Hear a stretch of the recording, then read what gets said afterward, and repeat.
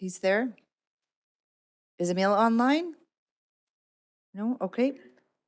Okay, perfect. Good morning, everybody. I will call the meeting to order at 9 a.m. sharp, and I'll start with acknowledging that we are gathered on Treaty 6 lands, a part of the traditional territories of the many First Nations, Métis, and Inuit in Alberta. The town of Drayton Valley is grateful for the knowledge keepers and elders and the stories and teachings that they share of these lands and its people. So good morning, everyone. Is there a member of council that would like to adopt the agenda as presented, please? Councillor Sheriffs, all in favor? That is carried. And we will move right into our decision items. Today we are discussing the proposed capital project listing for 2023. And I'll hand it over to administration. Good morning. Good morning. Happy Monday. Okay, so we're going to be looking at all the capital projects on the proposed 2023 listing. And once we've went through all the projects, we will look at the criteria with, or the matrix against which they were rated so that you know the priorities.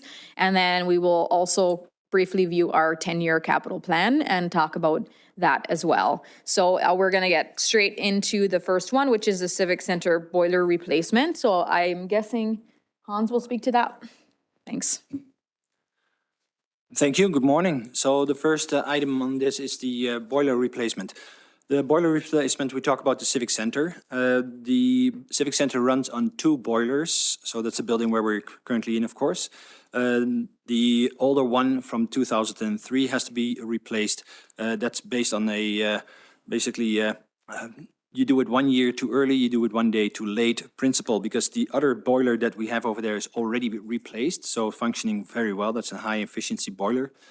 And in the photograph, you can see that the other boiler is still the old one. They work in alteration with each other, so we can run the building in basically emergency situations on 1 boiler, but it's time to replace the second boiler as well, because ordering of a new boiler takes time.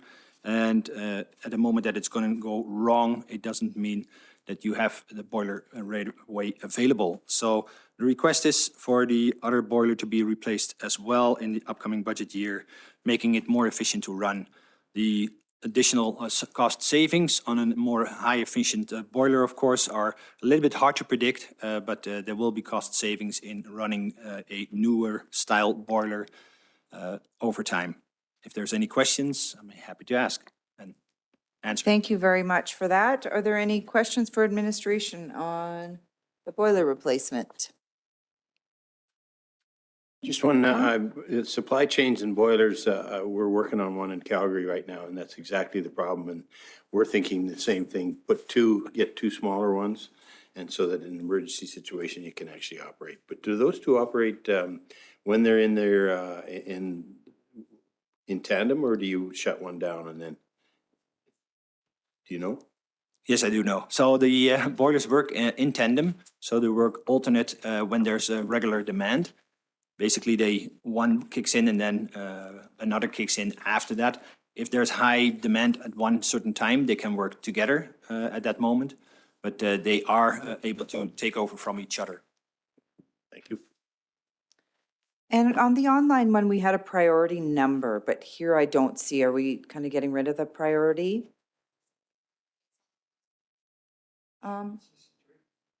Where do you see that?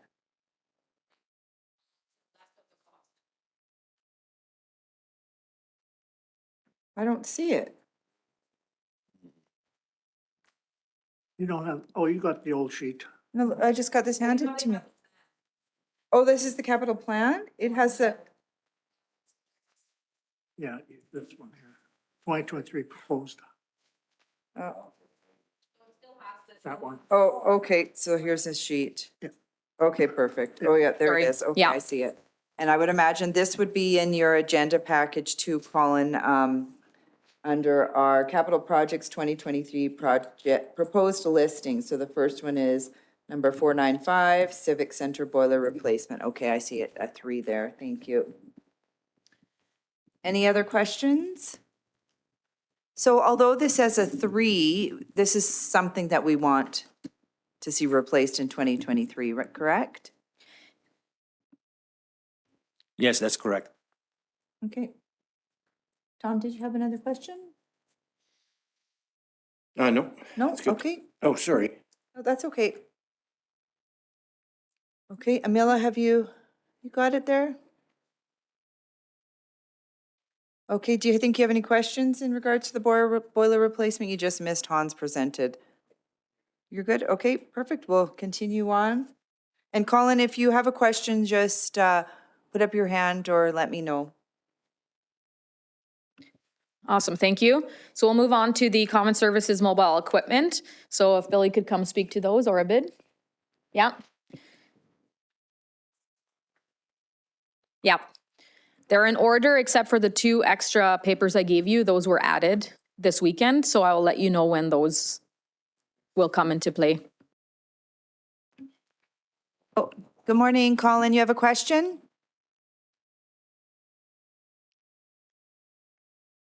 Can't hear you. I'm good. Oh, you're thanks. good? Okay. We thought you had a question, Thanks, sorry. Just a test. Testing if you're sleeping. Good morning, everyone. Morning.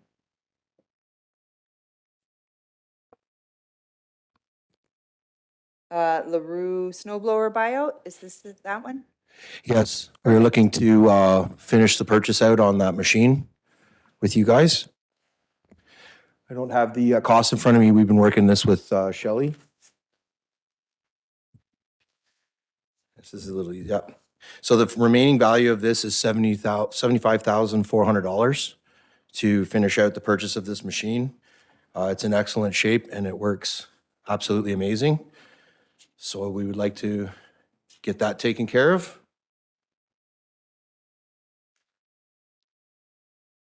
Go ahead, Tom. I see my paper says common services mobile equipment, 633,000. Yeah, me too. So I'm not sure where. Yeah, so he will be presenting $633,000 worth of equipment. This is one piece of it. So there's 4 pieces, I believe. Oh, and so under the those will- common services mobile Yeah, equipment? it's there's one 4? project for the purchase of the equipment. Okay. Is there any more question on the LaRue snowblower? Okay, so maybe just a little bit clearer. So the LaRue snowblower, it's a buyout. So we currently own it and we're looking at, or not quite own it, but we currently have it and we're looking at buying it out for $75,400. Is that correct? That's correct.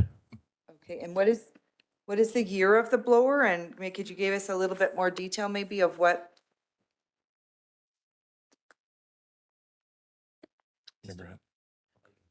So, Madam Mayor, members of the council, it is my understanding that we are using this snow blower for the last 3 years, and now it was on a lease. Now it's time to either give it back or you buy it back. So, Public Works is recommending to buy it back for $75,000. It is doing a good job, and that's the recommendation.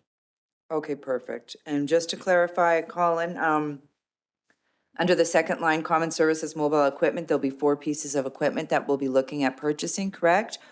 And the first one is the buyout of the snow blower. Does anybody else have any questions?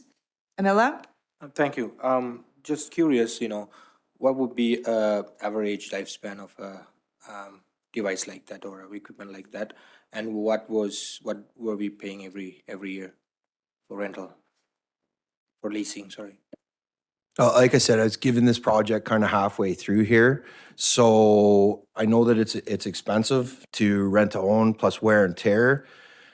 We've just recently last year had your rollers inside, everything welded and built back up inside. So I can get some more rental prices for you going forward for you to see. I'll just take a little extra time to get that for you. But it's in beautiful shape. And I believe that it will give us another bunch of good years going forward, at least 5. If I can Thank you. jump in here, just opening the lease payments right now. To see LaRue. So we're paying $3,000. $3,000 a month right now on it. So And what would- $38,000 a year. 38,000 a year, so we'd have a couple of years left? So we should have, if we have more than 2 years, then we're getting our money's worth out of it. If we get more than 2 years worth of life left in it. Okay, I'm going to go to Bill. Thank you. You answered one of my questions was, what do you expect the life expectancy to be? You said at least 5 years. What is the cost of a new unit? Roughly. I believe that Elvira has that number. What year is it again, too? She may have that on that information too.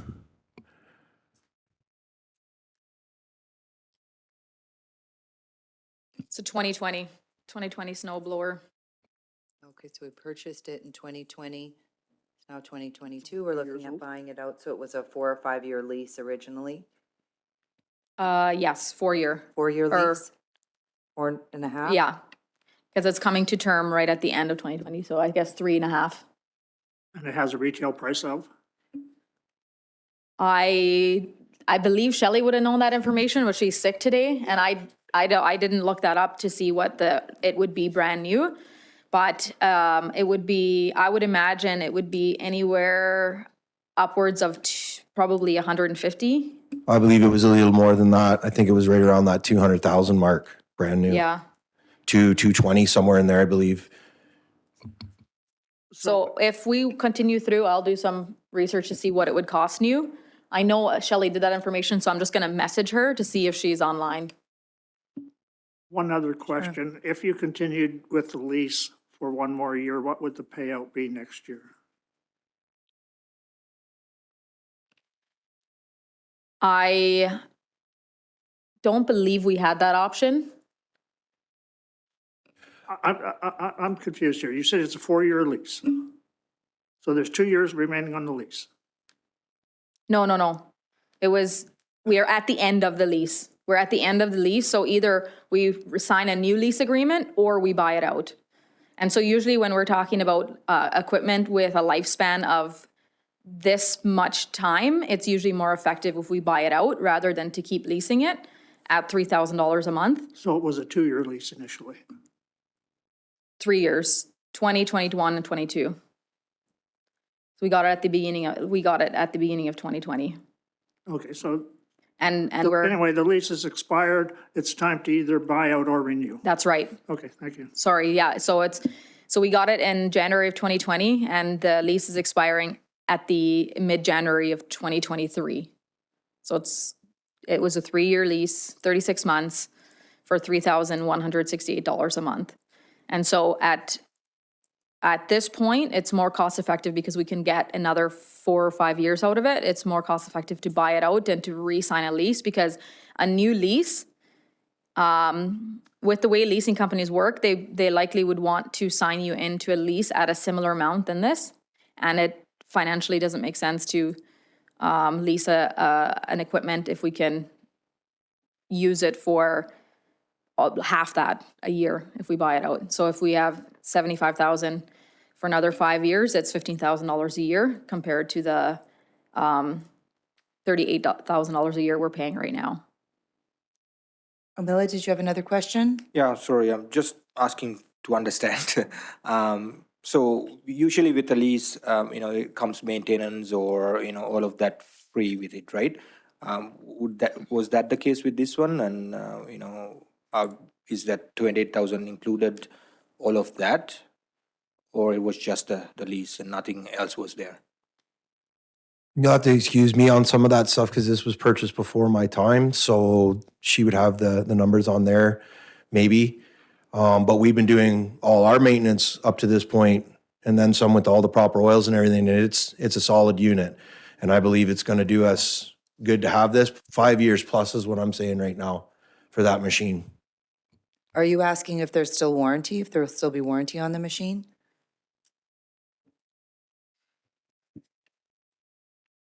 I'm not sure about the warranty end of that. I don't believe there's any warranty left on that after a certain time. Usually it's like a 1 year unless it was purchased extra, which I am unsure of. And the regular maintenance would have been, the warranty would likely not have covered like day-to-day maintenance. It would have covered like big failures, which on this piece of equipment, we would no longer have. But it would be an advantage possibly to releasing a brand new piece of equipment. It would be one advantage, but it wouldn't outweigh from a cost perspective. I don't believe that this would outweigh it. Because the maintenance on this hasn't been significant enough to predict that it would fail anytime soon.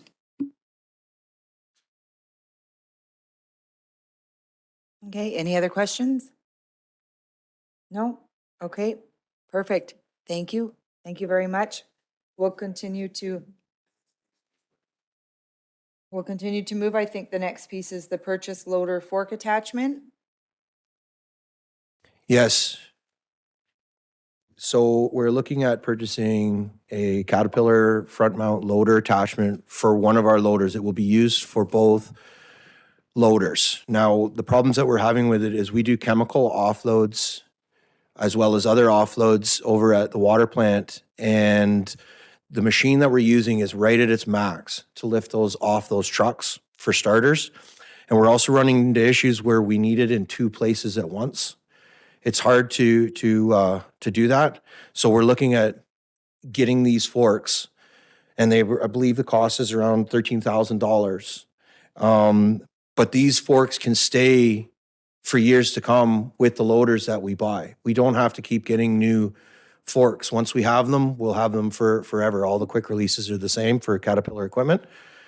And so it would be beneficial because we don't want to have any safety problems out there with lifting and the tractor backhoe. It will do lots, but there's some things that it is restricted to due to its size. So we believe that this would help. Thank you very much. Any questions for administration? Rick? So Bill, it's just an alternate set of forks that'll do the job at the water plant better? Yes. So but you said the loader was at its max capacity over there. How is this gonna help? Is it gonna pull it closer to the loader? Is the forks gonna make it easier to handle those large weights? At the loader itself, it's going to be a weight issue. The size of the loader is the same, like the forks for that. But what it can lift safely and pull off the truck, we're really struggling and have to reposition a lot to take the tractor backhoe to get in and be able to kind of get it. So this will let you use the loader instead of the tractor backhoe? This is correct. Okay, that's just what I was trying to establish there. Thank you. And if I may add, Billy, I think this is the one where we were having issues with the chemical the company's delivering. They were refusing to offload because they couldn't do it. That was against their regulations. Yeah. Yes. Okay. I thought maybe like if you could add some more on that. But yeah, that was another reason for this, is that we were gonna have to hire a company to come and do that for us every time we had a chemical delivery. Oh, That's correct. okay. Any And- other questions? It still will be useful for other projects that we're working on as well. Okay. Okay, perfect. Thank you. We'll keep on moving along. Now is the replacement of the Kubota side-by-side? Is that right? Yes. So we have in our possession a Kubota side-by-side right now, and the transmission has a hole in it. And it is $15,000 just to find this piece, if you can find it. They've put a lot of money and work into this. Now, I know we're working on putting costs into the citywide for everyone to see. Some of this stuff has made it, some of it hasn't. But at this point, it's around $36,000 for a new one, which is just, if we already have a broken one and it's $15,000 to fix, we're at a point with it. It is banged up a little bit. It has done its years. But with that kind of a cost, now we can do that if you'd like, but this is with a new machine plus a warranty. And we're going to keep the old blade out of it and not buy that because that's another $5,000, $6,000 option. But this one will bolt right on. We did do the math on that. So it's updating the fleet. It also has the box for the sander, so we can do sidewalks, whatever we need to do with it as well. And summer, keep it going for the summer as well, right? Both spring, fall, winter. So what year is the machine, and would we not look at maybe purchasing a different brand of machine if we're looking at the replacement cost of $15,000? That's pretty hefty. What's not to say that it won't happen again with an additional machine that we purchase? Well, it can happen with just about any machine that you buy out there. This was just a fluky thing. And like I said, this kind of happened before my time here, this breakdown. So it's sitting there right now in the back of our yard, not doing anything at all, with not really a direction to go. For a trade-in value, they said they'd give us $1,000 in Kubota. We did shop around. We have demoed Toros. We looked at the John Deeres for pricing and everything. This was still the best price.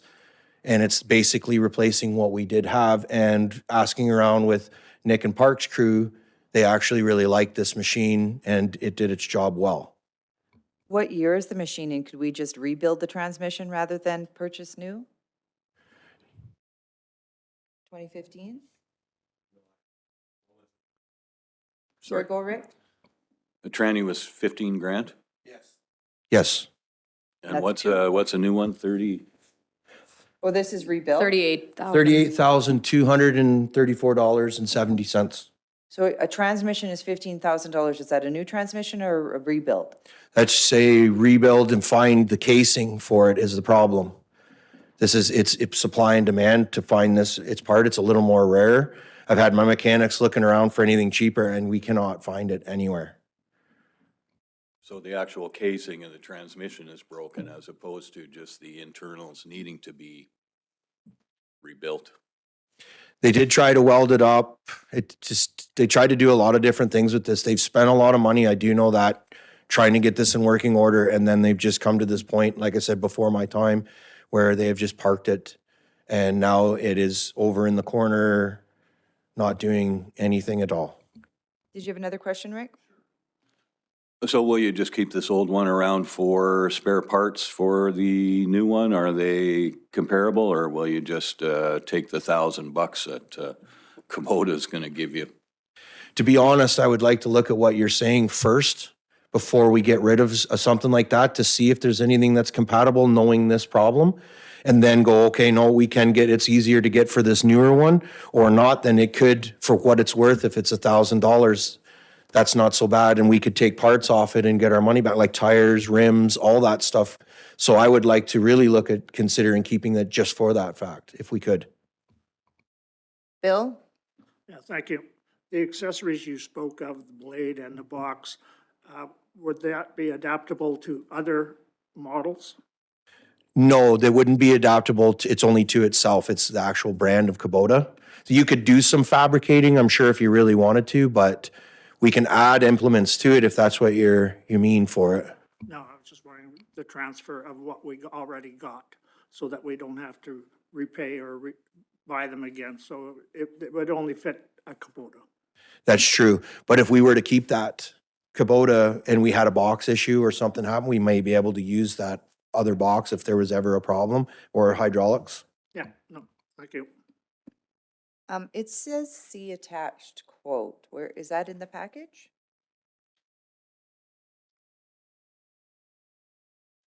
I'm looking at the paper one here. It says,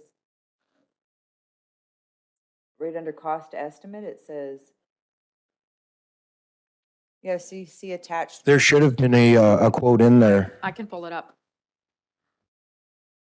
I was just wondering if it was at the back of the package maybe, or an addition? No? Okay. I can pull it up if you want to see it. It's that 38,000 is the quote. Okay. I don't think we ended up putting it in the budget package because it ended up being so many pages. Okay, that's fine. Tom? Can you buy it local? We can buy it at Keyag Leduc, is the closest Kubota dealership. So, no. Okay, perfect, thank you. And we'll move on to the fourth is the replacement of the street sweeper.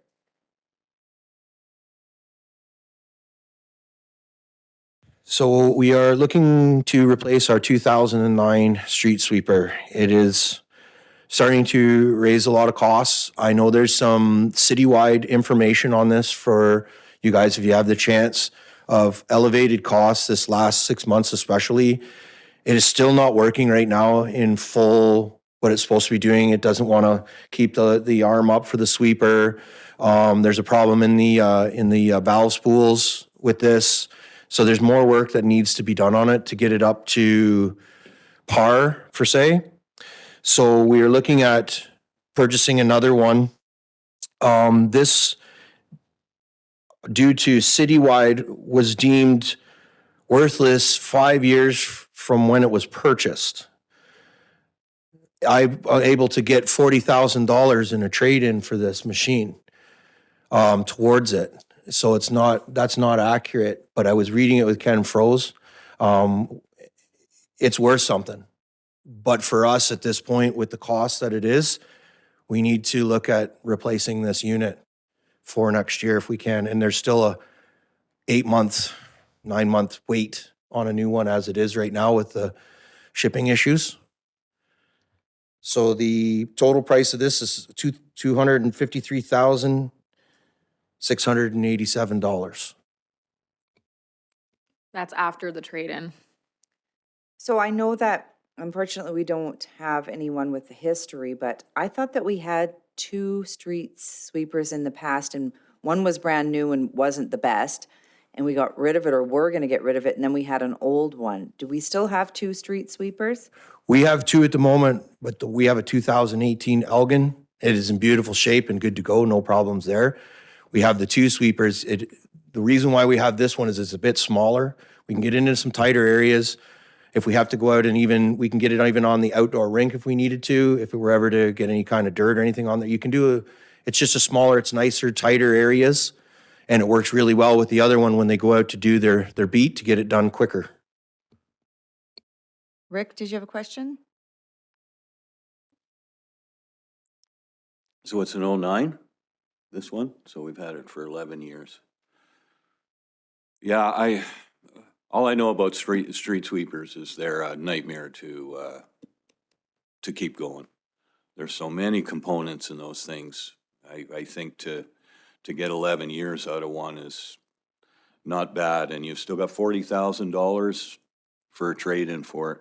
That's correct. Okay, that was my question. So we get $40,000. It's a new one is, or I guess with warranty would be $293, right? Yes, that's right. Minus the 40 trade-in. So which extended warranty are we getting? Are we getting both? So it costs $15,000 for year 1 and $8,275 for year 2. Okay, okay. Bill? That was my question about extended warranty. I assume if you buy new, you got 1-year warranty. So now you're saying the extended warranty is after the expiration of the first year. So this in total would give you 3 years of warranty. Do we have any documentation or cost of what maintenance may cost us for the 3 years? I have none for now because if it's new and there's warranty on it, unless it's somebody's done something they shouldn't be, warranty and stuff should be keeping most of those costs at bay. Yeah, For for the the first- first year. My question is, we're looking at $24,000. Is that warranty, can we justify spending $24,000 for a warranty that we may never use? I'm just not a believer in extended warranty, sorry. I sold the stuff. And I'm perfectly fine with that because we have already some spare parts for this older machine that is interchangeable too at this point. And I'm willing to roll with that on it. I mean, look how far we made it with the first one, and now it's after 11 years, it's finally causing us some real grief. So I can agree with that. And we can decide on whatever warranty patches or pack that you want out of this, if any. What is the, I guess, chances of a breakdown for like heavy equipment like this versus a car, though? Like when you're dealing with extended warranty, are the chances of something's going to happen and you're going to utilize that warranty higher because it's a piece of heavy equipment that you're using? Yes and no. I mean, yes, it's a piece of heavy equipment. It's built a little heavier, but there again, it's not like it's every single day it's going out. We have other things we do too, and it's mostly used in the warm weather. We store them in the winter time to keep them out of the elements. So yeah, I see what you're saying on that. I could go with that because it's not the same as a car, and you might not need the warranty. And so when we have our equipment, do we do, I don't know if it happens every day or every week, where you grease and do all the maintenance that, you know, so you're doing it to keep it up and everything like that on these pieces of equipment on a regular basis? Yes, you have your walk rounds in the morning, and then towards the end of the day, you grab your fittings, your grease fittings, go around it, check it, make sure it's good. There's a lot of moving parts, like Rick was saying on that you need to check and make sure your wear bars, there's all sorts of stuff on it that need to be checked daily, and then have your mechanic involved in to change out and keep it going. That's probably why this one's lasted as long as it has. And anytime we do run into equipments, then our own mechanics are working on our pieces typically, is that what happens? Yeah, I think our mechanics do pretty much all our maintenance. It's not, that's not really the extended warranty. The thing with this type of equipment, and not that I have a ton of experience with it, but it's not the likelihood of it failing, but it is, if it fails, what does it cost? If one failure, what is it gonna cost us to? We see $15,000. $20,000 for. Yeah. And I'm not saying that we should go with the extended warranty. I'm just, I guess my point is that it's different from a car in that one failure could cost $20,000. So, but we can definitely spend some time with Shelley, see how much work she's done at that. And then the other thing that our maintenance system right now with Citywide, we're now, every piece of maintenance is getting tracked in our Citywide system. So in the future, we can easily bring up one piece of equipment and see what it's cost us to maintain, which is going to be really, really useful. It's not that we couldn't go backwards and sort of piece together this information, but it would be a lot more complicated and would take a lot more time. Whereas now we're actively tracking every piece of or every dollar of maintenance to the best of our ability, including time, to these pieces of equipment. So by the end, if we buy this one, by the end of its useful life, we'll have perfect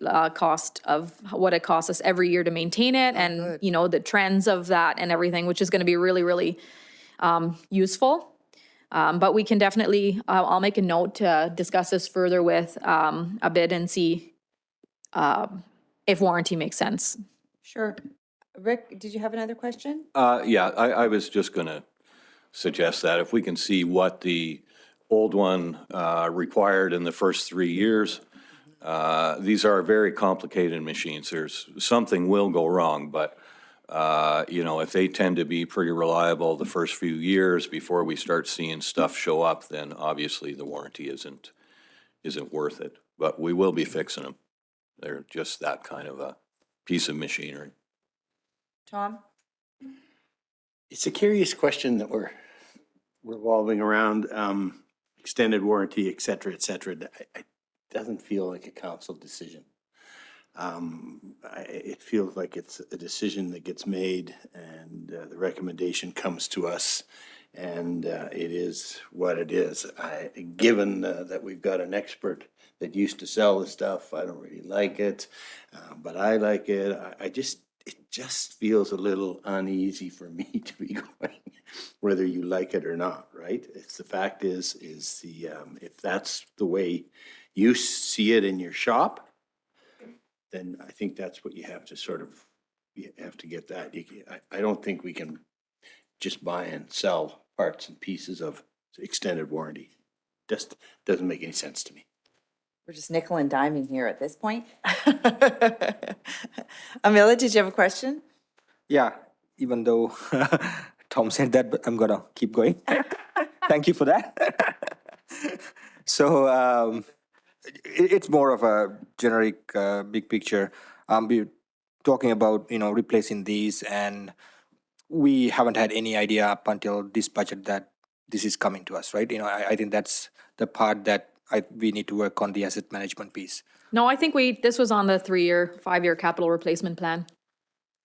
The snow blowers? I believe the sweeper.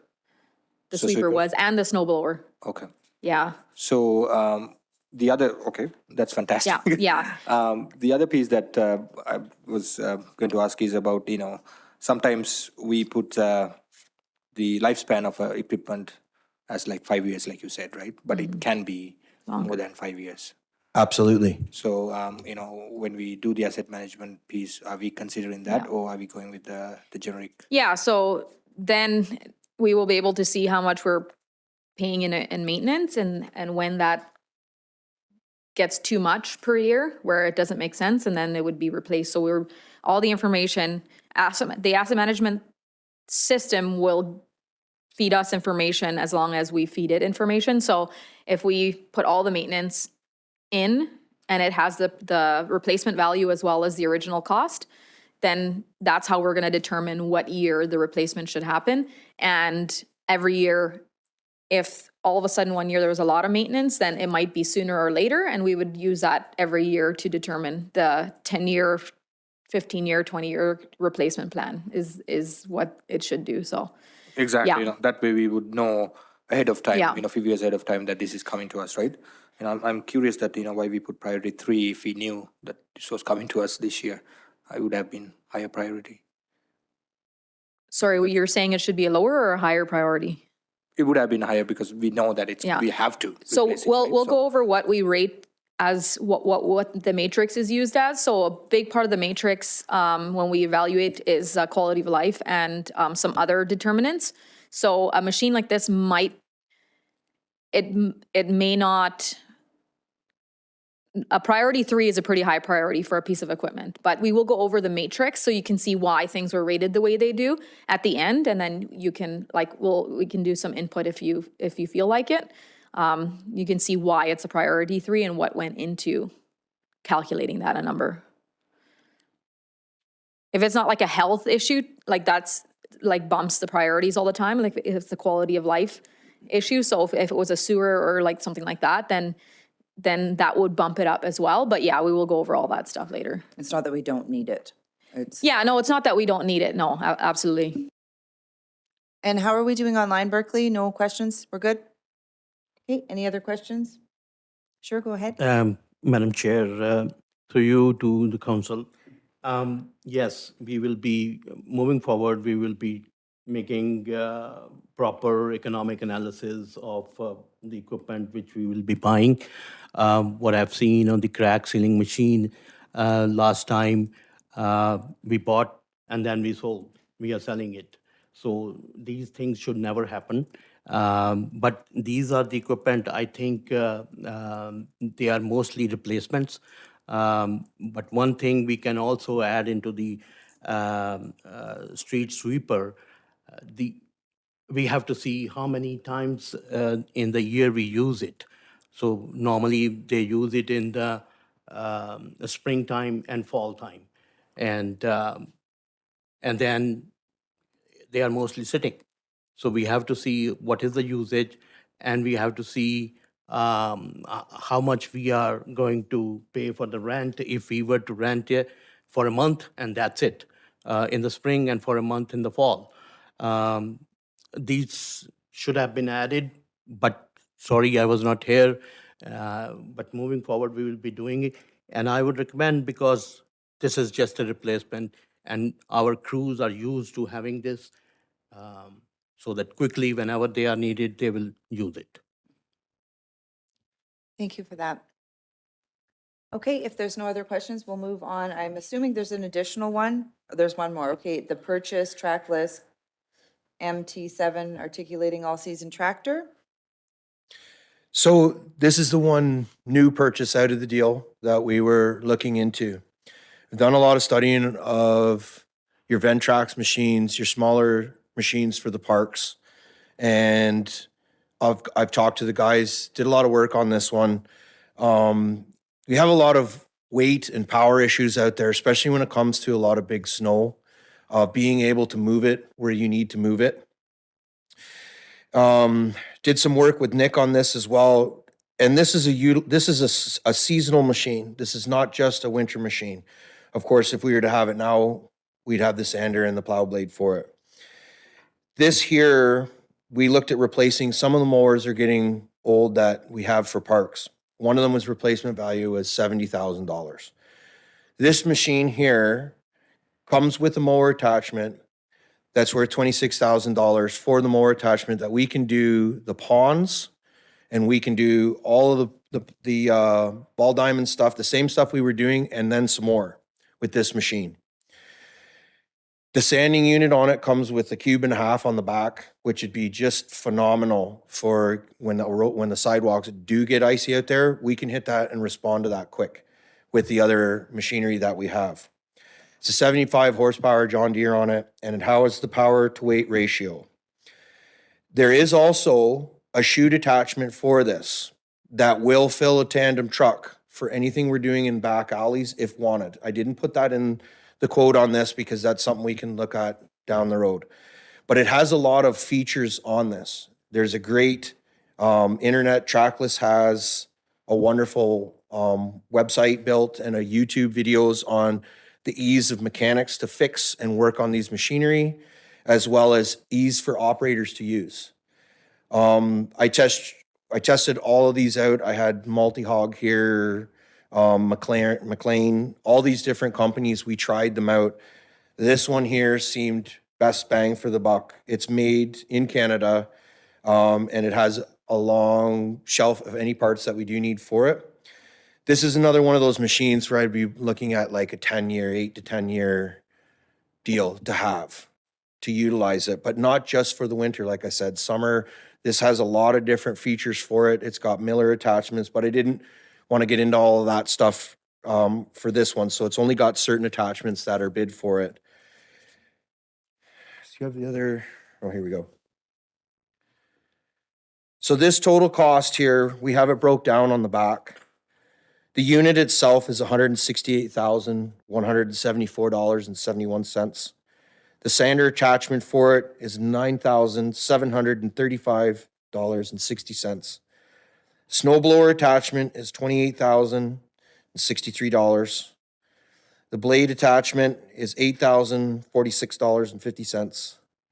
The mower attachment is $22,900, but I believe this is a typo here, and I believe this is $26,000 even, because it comes with also the LGP tire kit to go on it for your parks for a little better flotation. And the total cost for this is $236,919.81. Didn't look at too much of we can lease it, but there again, we didn't go into the warranty very much on this one. Okay, thank you for that. Any questions, Phil? Thank you. Looking at the use of it, that's similar to what the side-by-side is to do also. Is this something that's duplicating?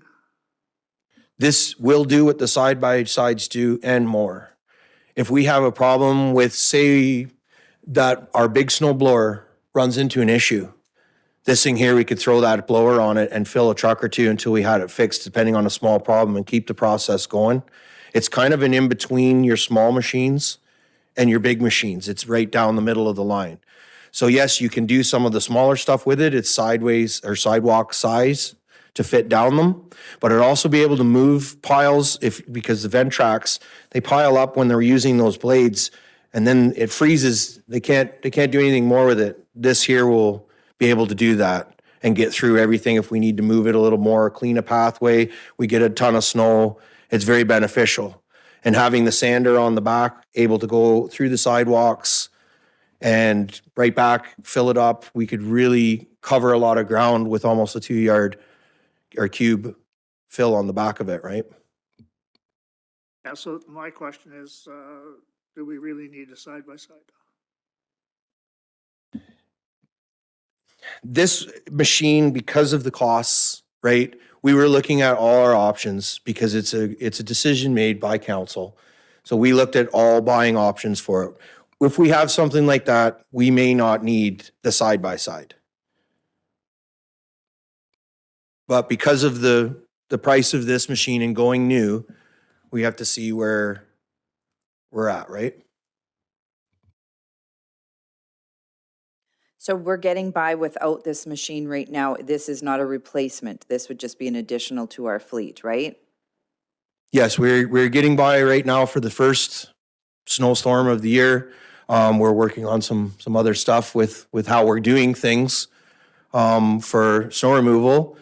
But this year would definitely help speed things up on the smaller scale. This is mainly a parks end of things. But like I said, it was $70,000 just about for a replacement mower. Whereas if we put this in and add this mower into it, we'll make that work and we won't have to buy and replace out that mower. I want to keep that other mower going that was due for replacement for another few years and then relook at it from there. But this would be able to cover a lot of ground. This would be additional help when it comes to the mowing. And I notice it's a different brand now, and with that comes all the attachments. If we were to have just stuck with a John Deere, would we have not already had the attachments? Or did the John Deere not have all these attachments? Number one, the John Deere does not have all these Okay. attachments. And this is a more beefier unit, if you will, So it's built a a little bigger- different steel. Yeah, it's bigger. Gotcha. Any other questions? So this is the fifth piece of equipment, which gives us a total of the 633,304. That's right. Okay, perfect. Okay, thank you very much. Thank you, everyone. Thank you. Thank you for your patience with our questions. Awesome. I took some notes, so we'll go back and get some more information for a couple of those things. The next up is the town beautification. I believe Abid will be speaking to that since Shelley is not here today. Madam Chair, members of the council, as Alvarez said, all this package was prepared by Shelley and it was before my time. But anyways, I'm here. So it is one of the strategic priorities to do some beautification in the town. And this is part of that. So there are few things we are proposing. There are sunshades, and then there are metal banners. Yeah, so these are few things we will be trying to do. Sunshades cost about 25,000 each, and we are proposing to have it two purchased, one for the Mackenzie Park and Ivan Park, and then there are approximately, and the cost will be about 50,000 for those. And the metal banners, we are saying that it'll cost around 1,500 per banner, and 30 of them will cost about $45,000. So the total cost is around somewhere around 100,000. Yeah, and then the next page, there's a couple more things that she had Yeah, so outlined. there's another, sorry. Install 10 new public tables, around $20,000. Wayfinder sign and Mohawk estimated cost $50,000. Decorative lighting, 50 Street to Trench Power. The estimated cost is $65,000, plus lighting is estimated at $95,000. Pond fountain at a cost of $30,000. And Welcome to Drayden Valley sign installation at Mohawk at 50th Avenue, $60,000. So the total cost of all these items comes to $350,000. Thank you very much for that. Any questions for administration? Go, Tom.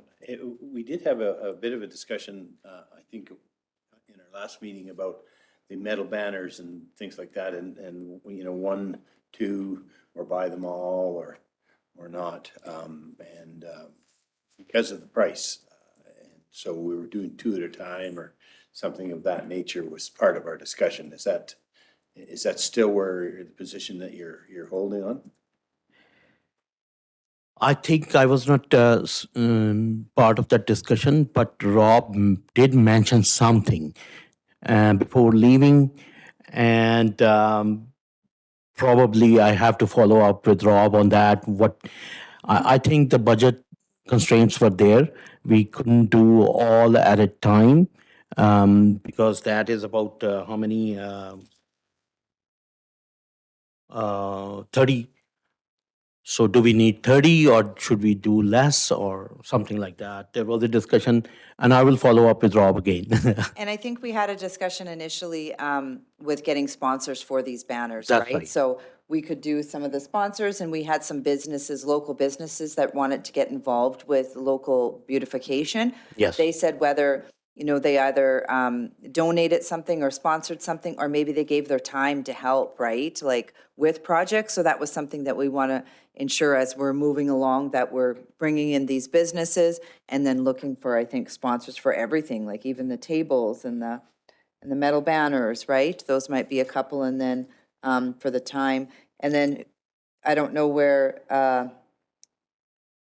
the signs, if those are local, if the estimates for the signs, The entrance sign? 2 entrance signs, or are they just? I actually don't know where she sourced those from. So I would imagine we use the same information from the last one we did, which was only a year and a half ago. Yeah. And I remember it was between 50 and 60,000. Oh, it So was? I'm guessing that's where she got those numbers from the same. Company? Okay, Yeah, I'm trying to remember who it was, but yeah, it's a I know. local company for sure. yeah. Did you have a question still, Rick? No? Just about the sponsors? Okay. And then what about like additional flowers and things like that? And I know there was a discussion about, and maybe that's coming further along, when it came to beautification, is getting a greenhouse and starting our flowers at the Public Works. That was Rob that had brought something up, starting them early so they're a little bit bigger when they're going to be planted and having more flowers this year. Yes, I remember him talking about it, but there was nothing concrete enough to put in the budget at this time. So Maybe just make a note and. I will see. Is Bill still here? No. Is Billy still here? Did you ever have a conversation with Nick and or Rob about that? No? No? Okay, I will make a note and right now, Sure. and we'll bring that back on Wednesday. Okay, perfect. Any other questions? Monica? I don't see any plans for the beautification for Christmas season. Any more lights or some kind of ornaments? Is that on the plan? Chair, Councillor Sheriff, it's my understanding that we will be doing a Christmas light this year from this year's budget, from the operational budget. We have the lights, I think. When are the lights going up? Yeah. So we're starting on test of lights that we have right now today, and they're going to be going up tomorrow, starting tomorrow with Tri-Electric to put up the Christmas lights and get them ready to go. Oh, perfect. Can you kind of give us a outline of where they're going a little bit? This was last year's budget, I remember now. Yeah, I can give you a little bit of it, but I'm pretty sure it's through the 50/50 corridor, all through this area here and here. There's bigger wreaths and 13 smaller wreaths, but I haven't seen them all up in place because I haven't done this before. So I know they're going up in the right places though, and I've got Trees, we picked some trees to go up and, I haven't talked to anybody, discussed anything about trees yet. I know there was some lighting that Jen Garrick was working on at Public Works for the front of the building here, as well as over where you guys are skating in that oh, okay. metal structure you guys have. There's a bit of budget and stuff going on there, but this was a plan through Shelley and Jen. They were kind of working on it. I didn't have a lot to do with it. Sure. And maybe just a question for Shelley, if we did pick a Christmas tree, because I know last year we wanted a tree or two up, all lit up too. Yeah, almost, I won't, And here I- we I are do- at Christmas. I do remember that, and I thought we decided on just putting lights on the tree out here. I can't remember. I know there was a few suggestions of the trees at 50th, like 7-Eleven, and then I think across Yeah. here there was a tree, and then we said Discovery Park, but then it was all this just kind of thinking about it. So I think that what Monica and I are saying is we don't want all of a sudden Christmas to be here and we don't have a Christmas And no tree lights, again. yeah. Yes, Madam Chair, before Rob left, he gave instructions regarding the Christmas tree, and Shelley is assigned that task, and she'll be working on it. And she was on holidays. She was supposed to come today, but her child is sick today. Yeah, we are working on it. Okay, perfect, thank you. Any other questions? No. Okay, thank you very much. We'll continue to move on. Thank you very much. Thank you. It's a bit again, we're talking about the floating gazebo. Floating Okay, Bill, gazebo. go. Is this Rick's? Okay, so we've done some research here, and I know you guys have the plans in front of you for this gazebo. We know that you guys were looking for a floating gazebo. Due to safety issues, we cannot make a floating, and the water levels in certain ponds that rise because they're storm ponds, we couldn't make a floating gazebo. But there was a design for this here down by the Omniplex to go in and be installed in there at a price of $120,581.43. This is all metal and it matches the original bridges and the over the culverts all through Ivantoe Park. It kind of matches out with that theme, and it has 4 pillars in the center. It's really nice, and benches in there for wedding pictures or whatever. And we could add down the road if we were to get this. It's something you could put Christmas lights to and really make it pop. So this is the design for it, and that is the price. Like there again, Shelley was doing the all the work on this there. But that's your cost for this, and this is in-house. I believe this is a bid from a contractor in town here, so it is local. Any questions? Thank you very much. And this is Omniplex Pond or Ivantoe? This one here is the Omniplex Pond. Okay. Any questions? What's that? Just adjacent to the parking lot there. That bridge is there. And then there's all the trails and the walking path all in there. Yeah. Rick? Just to be clear, though, this is not a floating gazebo. No, this is a structured, it has 4 pillars in the center that hold it all around with an outer deck, if you will. And the reason it can go in this pond is because it's regulated there. The water level only goes so high, and then it has to go out due to a culvert that's set. Okay, it's not a floating gazebo, but it's going in the pond.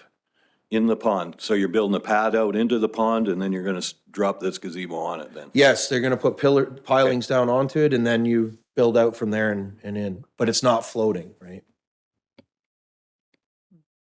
Monica? And that is the only pond you can do it on? Like CETC wouldn't be an option? I'd have to look into that. There again, that one fills up now with the water from the top. We rerouted those.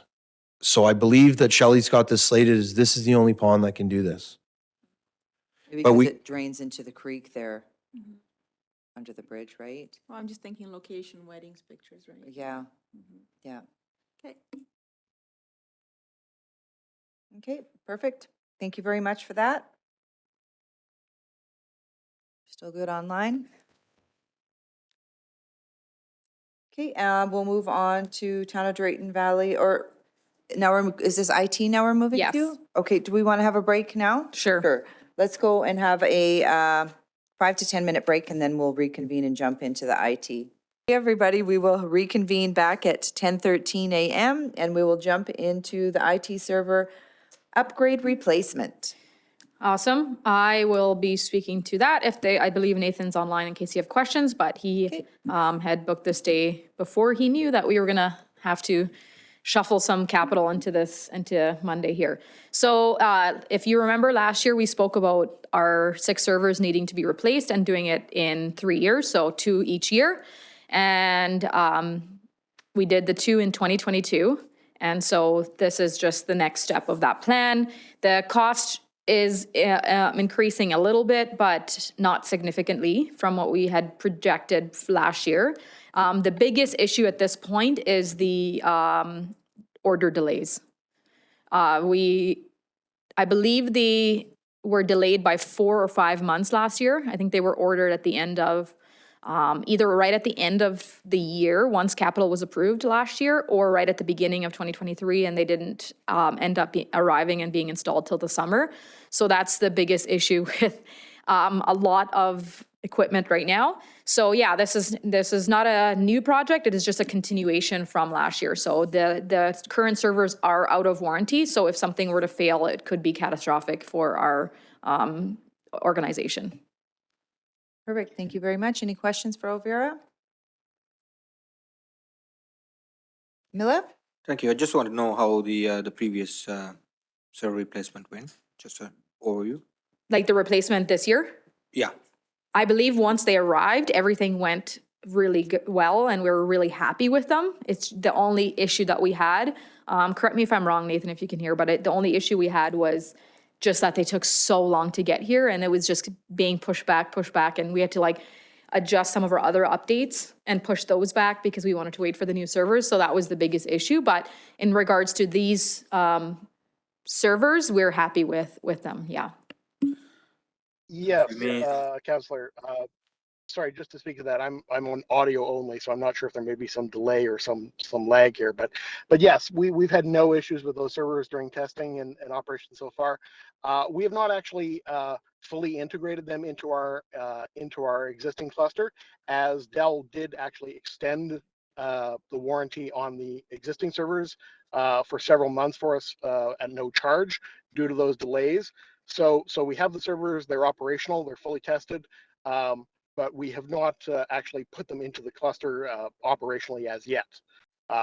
Again, we can do that at any time. It's just a matter of finding several days where they're going to be fairly low use. We're thinking over the holiday break, basically because we have to migrate several terabytes worth of data from old machines to new machines. And any usage of that during the daytime will significantly slow that process down. So we're looking for at least 3 or 4 days unattended where they can just run at full speed and do that copying process. Okay, thank you. Thank you, Nathan. Just a couple more, if I may. Sure, go ahead. First of all, just about the lifespan of these servers, and would they cater for us for the requirement for how many years? Specifically, we are looking at setting up cameras, right? So would this cater to a storage as storage for those cameras as well?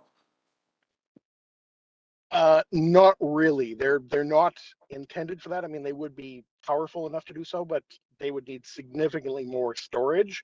The storage that we have and the disks that we're putting into them are designed for essentially office capacity with our existing data storage of photographs, PDFs, documents, spreadsheets, that sort of thing. We're scaling up 10-15% per year. But video storage would scale that by about 5 or 6 times what we are using now. And as far as the lifespan goes of the servers, that's not really an issue. We're basically running the servers. I don't want to say until they break, but until their end of life from Dell. The existing servers are being replaced at 7 years of age. Thank you. Thank you, Nathan. Any other questions? No. Wonderful. Okay, we'll keep moving along. Thanks, Nathan. And we'll move on to design and construction of landfill of new cell, 4E. Yes, Abid is going to come down to talk to it because Sunny is out sick today. But I just wanted to point out really quickly that I have the total cost of the project in the cost line, but for when we approve budget, I will adjust the amount down to just the added cost. So we approved 1.2 million already, but I just wanted to show what the entire project would cost. So we're just asking for an additional amount of money from which can be funded from our airspace reserve. So I'll just to note that before Abid starts talking. So 1.2, that was from last year? Yes, we approved 1.2 in the budget last year. And so that money's still sitting there? Right, so we're just Okay. gonna carry that forward into 2023. So the project won't be closed, it'll just carry. So those funds will carry forward. And so we just need an extra 300, and let me tell you, 300,000. Okay. And Abid will speak to why we need that. Yes. Perfect. Okay, go ahead, Abid. Madam Chair, members of the council, as Alvara mentioned, Sony was supposed to be here. He is most knowledgeable about this project, and he got sick today. All I understand from this is that there is expansion required at the landfill, and a consultant is working on it. 60% design drawings will be ready by the end of November. The total cost of the project, as per this document, is 1.5 million. I understand 1.2 million was allocated last year. We are just asking for 300,000 extra on top of it. So yeah, the intent is to get this design done and tender it out and get this expanded next year. Thank you for that. Any questions? Rick? So this was the cell that, there was an old pipeline that had to be abandoned, I believe? Yes. But it looks like we're not only doing the 4E cell, we're doing a 4F additionally. So we're expanding the scope of the project to give us the Yeah. most capacity we can with one project. Yeah, I believe that it's more cost effective to do two at the same time. And so we're doing 4E and 4F. And a little bit of work has already been started on this project this year, but we will need a little bit, $300,000 extra just to finish both projects.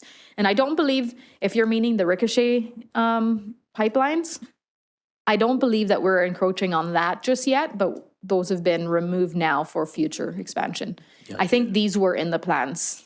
I don't want to say for sure, but I'm thinking these were the final two. Yeah, and I don't want to say for sure, but these were in the current plans. It's not going onto the land that we just had pipelines removed from. That is for future expansion, I okay. believe. Yeah. I thought the pipeline had to be removed to make room to pull the trigger on this, but I could be wrong. So we had plans to, sorry, I have to plug my computer in. We had plans to sort of expand one direction, which was supposed to be happening in 2021, which ended up not working out. And so then we shifted to the other side where we were removing the abandoned pipelines. But there could be extra other abandoned, like I'm not for certain that there wasn't pipelines that needed to be removed here, but that was a different project altogether, was the expansion of our airspace in general. We can hopefully Sunny can be here Wednesday to speak to it some more. Yeah. Alrighty, not that big a deal. You know, ultimately, we got to get the expansion done, whether we're working where that pipeline was or not. And yeah, saving us on the MOB and demob to extend that is a good idea. Thanks. So Elvira, do we have 1.5 million in reserves? Because here it says the total cost is 1.5 and our reserves Yeah. are 1.5. So the reason why it's shown like that is because when a project isn't finished, it gets flown into a reserve and then we take it back out of a reserve the next year. All that means is that we're not funding it with new money. So anything from last year is funded by last year's money, and anything extra is going to be funded by the airspace reserve. So we're not using operating dollars. So we don't need an extra 300,000? Yeah, we do. It's going to be funded by the reserves. Oh, so it will be funded by already reserves that are there? So the whole Yes, 1.5 million, some is Yeah. coming from the airspace, some is Right. coming. So the 1.2 is just coming from projects being carried forward Yeah, because we're not asking for new money, and the rest is from our airspace reserve. okay. Yeah. And what is our airspace reserve again, and how much, like, is that, how many years have we been putting money in there? We've since it's the start of the landfill, we've always put money into the reserve. Okay, And it should be fully funding new landfill cells. all the time. Yeah, But we had the rate, the tonnage rate that we're putting in needs to be updated. So, which is I'm hoping Tetra Tech is doing right now. I think Tetra Tech.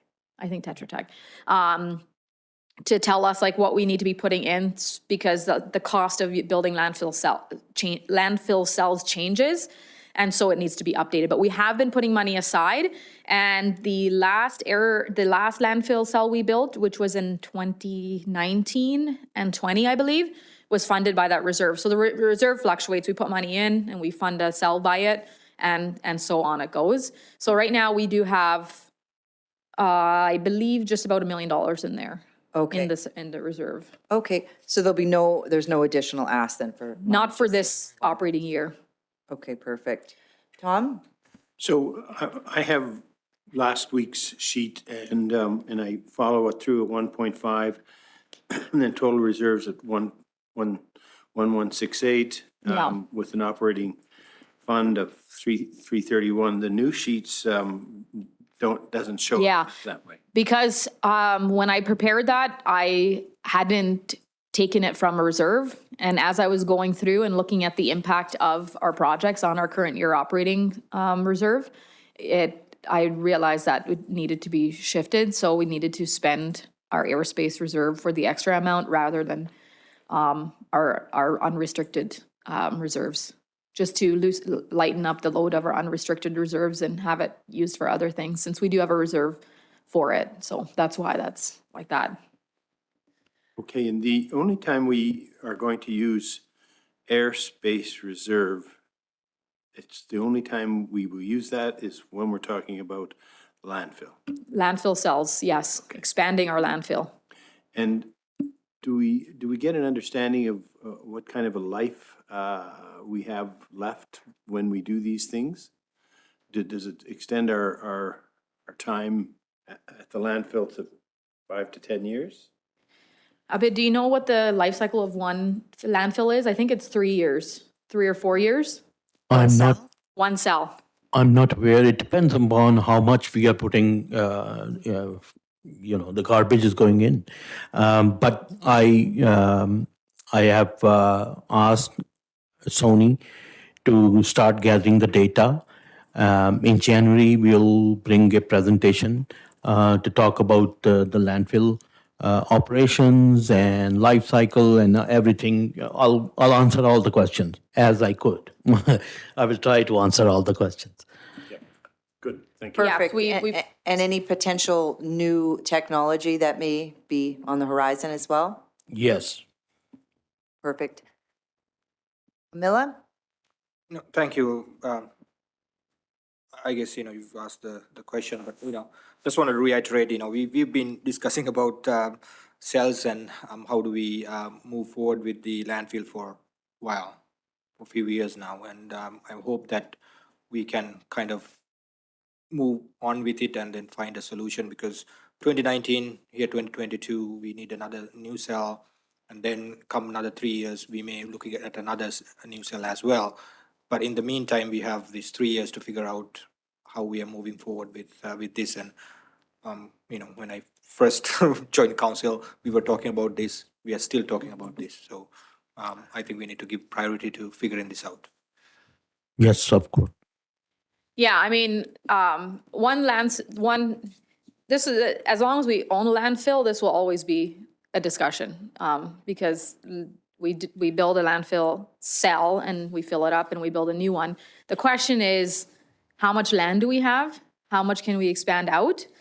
And whether or not there are alternative ways of dealing with the waste, which doesn't require the same amount of space for a physical landfill cell. So I think the piece it's not so much that perhaps that we need to figure out, well, we do have extra land now, so we have that piece that we know we have an extra amount of time. And then beyond that, then the question becomes,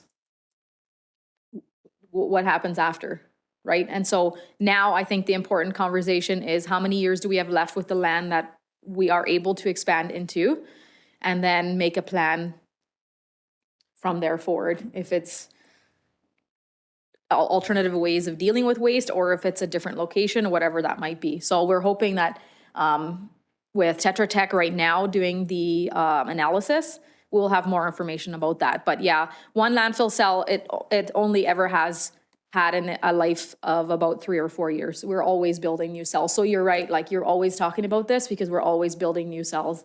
Every couple years, this comes back and you build a new cell because that's so much tonnage we're putting into it. So yeah. And also, we have to think about the sustainability part of this. Right now, there are other companies, they are bringing garbage from, when I was there first time, I saw they were coming from Edson. So we may have to make a decision on whether we should allow them or not. It should be for the town only. These are few of the things. Once we do the analysis, I'll bring it and then we'll go from there. But we have to see the long-term feasibility and sustainability of our landfill and our town. Absolutely. What I was mentioning is about the new technology, right? Not just building cells. We know that, every 3 years we need to build a cell, but, that's a given. But what else can we do to longevate the use of the cells or the landfill itself, right? So that's the discussion that we've had, and that's the discussion I think we need to come to a conclusion at some point. Bill? Thank you. Just curious if there's been any other consideration given to our landfill as to how we can possibly perhaps just have it as a transfer station and have someone else haul out our garbage. And the reason I ask that is because I was at the RMA and I spoke to Claystone, who's the disposal unit in Riley. And they said that they presented a proposal to Town of Drayton Valley where they would make this a transfer station and haul the garbage to Riley. And that they would just cut us a check at the end of every month. It's the first time I heard of it. Mhm. However, it intrigued me and I thought it was why did we not hear of it? What's the name of the company? Claystone. Claystone. Let me write that down. Let me browse around the documents, see if I can find anything on our servers about that. First time I'm hearing about it too, but yeah. Because to me, it certainly made a lot of sense. Because I asked him, why did you not bid on it? He said, we did. And actually, one of the girls that's there used to work for GFL here. So they bid on that when we put this up for RFP last year? They didn't bid on it. They made a proposal because it was too small for them to bid on. Oh, I see. However, they said they made the proposal that they would create Oh. this as a transfer station, and for some reason, they were shot down. Now, I'm just bringing this up for information because I think it's worth investigating. Yeah, we can look into it for sure. I think that's a good idea. Thanks, Bill. I made a you, note and Bill. we'll look into that. Thank you, Abid. And just as we're kind of going through, Colin, for your reference, you might have it online, the capital plan sheet. It's been updated a bit, so if you're kind of wondering for the numbers, if they're out a little bit, just so you know that Elvira's given us new handouts, so you can ask questions anytime you want, but otherwise, the new sheet has some different numbers when we're talking here. Like Tom mentioned, when it says the new cell, it says total cost 1.5, total reserves 1.168, and then operating fund 331,811.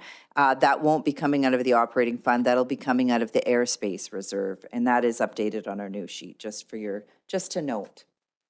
Okay, perfect. We'll continue Awesome. to move along, and we're now at the CTC cameras. I did send Colin the updated Oh, you sheet, so I'm did? hoping he got those as okay, well. perfect. So I guess you did get the new sheets, Colin. I did get those, you bet. Okay, awesome.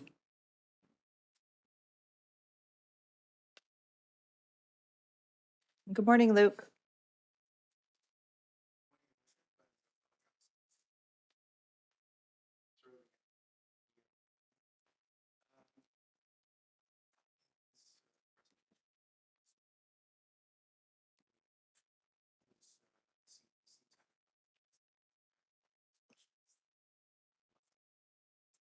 I'm going to talk first of all about the cameras. $17,000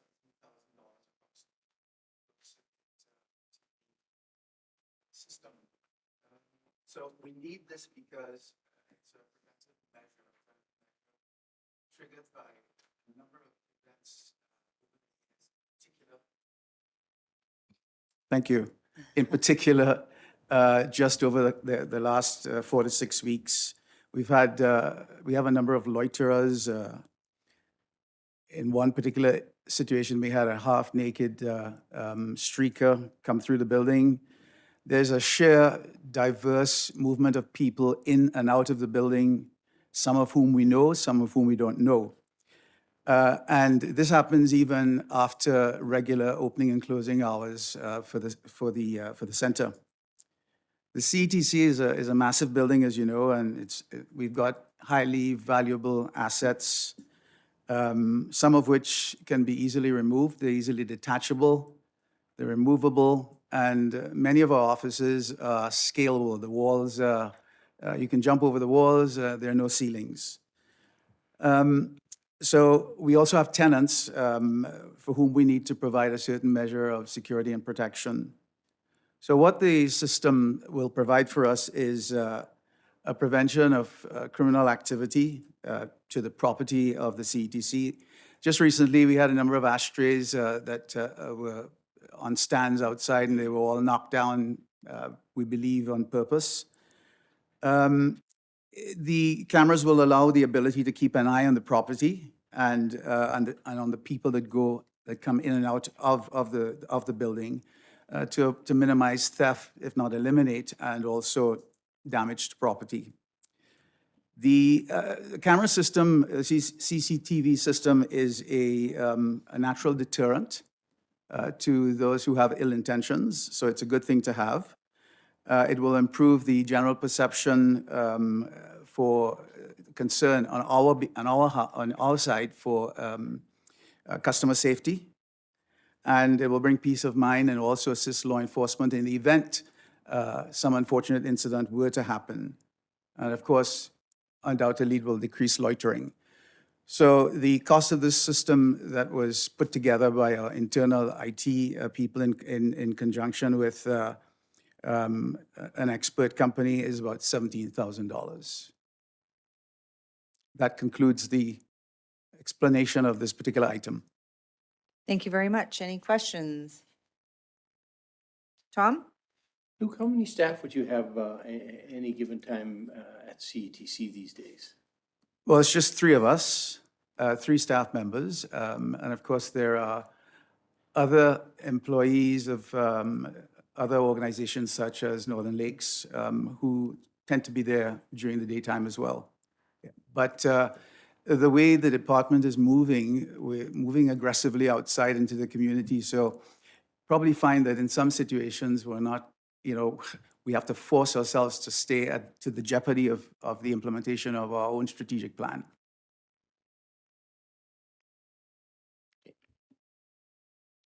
Any other questions? No. If you want to continue on to the next one, please. Happy to do so, Your Worship. So we're going to talk now about furnishings. There's a $50,000 request here. Bit of background, and as you would be aware, in 2020, when the Norquest contract expired or did not continue, they removed most of their equipment, which included equipment in the lab as well as in the foyers and different parts of the building, in the corridors and so on. Council was kind enough to refurnish the healthcare lab with approximately $25,000 of equipment, but the common areas weren't replaced. So as you know, research shows that to support teaching and learning, furniture plays actually quite a big role in student engagement, student health, student focus, and student interaction. There's a proven connection between visual, auditory, kinesthetic, and also reading and writing. And we want our students to be highly productive. We want him to be well qualified. We just don't want him to do the bare pass. We want him to be exceptional. So it is important for us to be able to support the visual learners, the spatial learners, the acoustic learners, the kinesthetic learners, and the reading and writing learners. So overall, the complement of furniture that we're missing, things such as couches and round tables and movable chairs, will definitely add to a positive student environment and a highly productive student environment, as well as it's a good visual for us as we move forward in trying to attract other partners, other schools, and other projects in technology. So we're looking at approximately $50,000 estimate. And that concludes this part of that presentation. Thank you very much. Any questions? No, it's an easy one. Everybody's. Thank you very much. Thank you, Your Worship. Thank you, councillors. Okay, we are moving on now to pumper truck, Station 3, Fire Department. Good morning, Tom.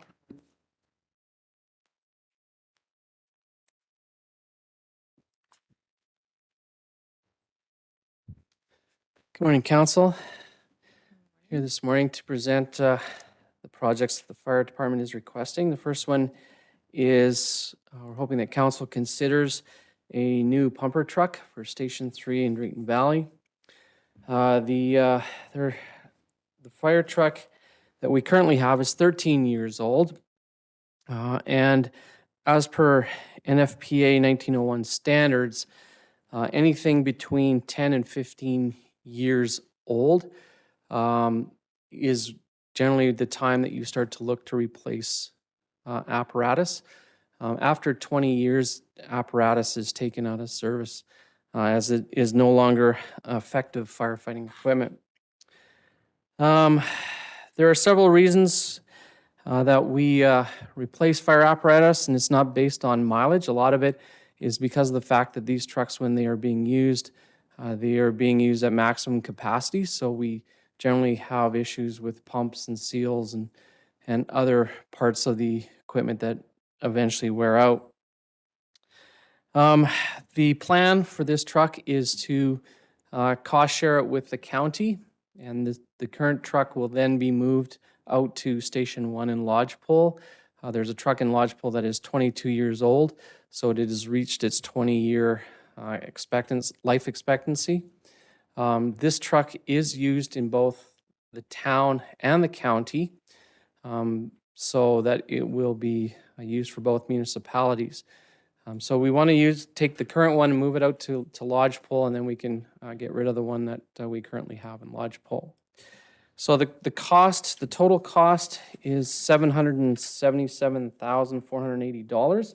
That will be cost shared between both municipalities. So the town's portion will be $387,240. Any questions? Thank you very much. Any questions for Tom? Go ahead. As a shared cost, they're faced with the same decision, and they're working on their budgets as we speak as well, so you don't know what's come out of that. Correct. I did initial discussions with council on Friday, so that was very similar to what we're doing here. So originally, when we would have purchased this truck, it would have been cost shared with the county? And then if it's going out to the fire station in Lodgepole, it'll just be used by the county out there? Right, that will be the old truck that we Yeah, currently have. The current truck that we have was purchased by the county, even though it's being used in the town and out in the county. So to make things fair, it would make sense for the town and the county to purchase a truck together because it's going to be used in both municipalities. So the truck that is currently in Station 3 was purchased by the county will then will return to the county. will return to the county. Okay, gotcha. That's what I just needed some clarity on. Just so council is aware, moving on in next year or the year after, we're going to be looking at a new aerial truck. That truck was solely purchased by the town, but we use it in the town and the county. So consequently, when that truck comes up for renewal, we will do the same thing. We will look to have it cost shared between the town and the county. And would it be going out to the county or would we sell it then? No, it would be going, the old one? Yeah. The old one, we would be selling it. Okay. Yeah. Okay, no other questions? Okay, no, Okay. it doesn't look like it. Okay, we'll keep moving along to the radios. Okay, the next item that we are asking council to consider is replacing our communication system. This would involve 911 dispatching, communications out to all of our trucks, as well as portable radio communication between our members. Currently, we are planning to move to the AFRAC system because we are currently unable to communicate with the RCMP and EMS because both of those agencies are now on the AFRAC system and we are not. We also have other departments around us that are on the AFRAC system. So again, we have trouble communicating with them because we are not on the AFRAC system. Our current system is approximately 7 years old and it relies on older technology to dispatch fire units during an emergency. The problem that we are having is that as per NFPA 2021 standards, anything after 5 years, there is a deviation of the radio reception. Because our system is 7 years old, we are starting to see that deviation and it's going to get worse as time goes on. We are planning to do this over a 4-year period. So we are going to put money, or we're asking to put money aside for over the next 4 years so that when we get to a point where we must replace the system, the money will be there to be able to purchase it without any problems. At that point in time, our system will be done, finished. We won't be able to use the current system that we're on. So that is that project. The total cost per year will be $142,644. That will be cost shared between the town and the county. So the town's portion will be $71,322 over the next 4 years. Perfect, thank you very much. Any questions for Tom? Bill? How can you do your communications over 4 years? You'll be able to communicate with some and not others, or how does that work? No, so what we would do is, in discussions with Elvira, is we would take the money and we just put it in a reserve. And then when we get to 4 years, then we will just purchase the whole system all at one time. So for the next 4 years, you're still going to struggle with the system you have? We will. However, currently we are still able to get parts for our current system.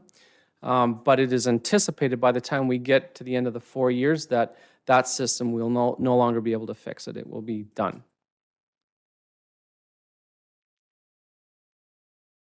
Would there ever be an appetite for us to become a 911 call center? And would there be? I thought it came up at one time. Yeah, there was once discussions with our local dispatching center that is in town to do 911 dispatching, and they did do it for a time. The problem that they ran into was it's very costly to continually upgrade the system. In order to dispatch emergency services, you have to use a CAD system, which is pretty costly, and you have to do constant upgrades to that system. Being a private company and having very few people operating in the 911 dispatch, it wasn't feasibly economical for them to do it. As well, it costs a lot to train staff to do 911 dispatching, so that was another factor that led into it. Which consequently, as a result, we moved our system to Parkland. Our And dispatch. would there be an advantage of doing that? Like, At the end of the day, no. I mean, it would be very costly to get into it, and then you'd have to hire lots of staff, not only staff to man the stations, but also staff to market it and get other agencies to sign on. There's also a lengthy process to get acceptance from the province to be a 911 dispatching center. There's only so many in the province. Tom, did you have a question? No? Okay, thank you for that. We'll just keep moving on. Okay. Next is, The next one that the fire department is asking is for the replacement of our fire turnout clothing. This is the firefighting clothing that firefighters wear when they are fighting fires. Currently, we have been, every year we have been replacing so many sets every year. Unfortunately, what's happened is the cost of the sets has increased so dramatically that it's going to take us another 3 years to fill out our complement. As per NFPA standards, after 10 years of service, you have to take the firefighting gear out of service. We can't use it as frontline firefighting gear. It has to be taken out of service. And that's for the safety of the firefighter. And it's not necessarily to protect firefighters from fire, but it's to protect them from the toxic chemicals that come out of anything that's burning. Nowadays, because everything's made of plastic and different types of metals, there's a lot of toxic smoke that comes out of it. So we need to make sure that the gear is up to code, up to standard to protect our firefighters. We are looking to replace 10 sets, and by replacing those 10 sets, we will have completed the full replacement of our gear at Station 3. So that's why we're asking for funds. Again, that will be a cost-shared venture with the county. So the total cost is $34,570. The town's portion will be $17,285. and I'm assuming Station 3 is here. Yes, sorry. Yes, Station 3 is in Drayton Valley. Yes, correct. Okay, any questions? Tom? When I look at the county and some of the positions that they currently are holding about cost sharing, so there will be a $700,000 touch to their budget. And if they choose not to, where does that leave us? If they choose not to, then we continue doing what we're doing. It just gets extended out, and we just try and replace it as much as we can. Just not in defense of the county, whenever we have come forward with issues, especially with safety issues, they have not hesitated to support it. Last year, we had our breathing apparatus that we needed to replace, and they didn't even think twice. They jumped right in and supported that. So, Good news. yeah. Okay, sounds good. We'll just keep moving along. Security cameras, or fire training facility. Right. So the next one is going to require some discussions with the county. I've initiated the conversation. Unfortunately, because their CAO left, we were just about to present this to county council. And then with the leaving of the CAO, we've kind of been thrown back, and now we're waiting for the new CAO to arrive to again move this process forward. The issue that we're having is our current training site. We're having all kinds of problems with theft and vandalism. I mentioned to council several months ago that we had a vehicle stolen. 2 weeks ago, we had another vehicle stolen, which is a concern because now those vehicles could be used in crime, and we don't have no way of tracking them or no identification of where they are and what they're being used for. We also have had issues with our training props being damaged. We've had theft. We've had individuals that have decided to live in some of our training facilities, so we've had to move them out of there. We've just had nothing but problems in our current facility.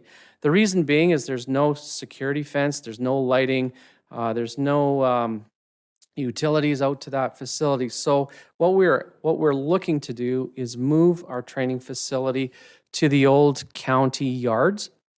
We have been in discussions with administration over there, and they don't have a problem with it. They're on board. The biggest issue that they have is that they can't sell that land unless they reclaim it, and they're not really interested in reclaiming that land. So it's basically sitting there empty. So we have asked if we can move there. Then we will have a secure location. There's security fencing there as well as lighting. So it will help us in that respect, and we're hoping it will reduce the amount of theft and damage that is happening to our facilities. I know our training officers getting frustrated going out there every week and having to repair and replace stuff that's been wrecked or damaged. Example, we have a training house there, and we set up with drywall so that our fire crews can do internal operation practice, and someone went in and kicked all the drywall all to pieces. So we're starting all over and rebuilding. So that's the kind of stuff that's constantly happening over there. So we are looking to move the training site to the current yard, the old public works yard at the county. But there will also be a cost to move our fire props, and that's the cost that is listed here before you. So there'll be a bit of a cost to do that. We're also looking for in-kind donations. The county in previous years has committed to donating gravel, so we're going to level the area that we're looking to set up at with gravel, but then we are also asking if the public works would be available here to help level that off once the gravel is in place. So that's the request for that. Any questions for Tom? Tom? So the current location is up by the airport? Yes, correct. And is that land owned by the town or is it leased by us? It is owned by the province, but it is leased through the town. So we pay a nominal fee to the province?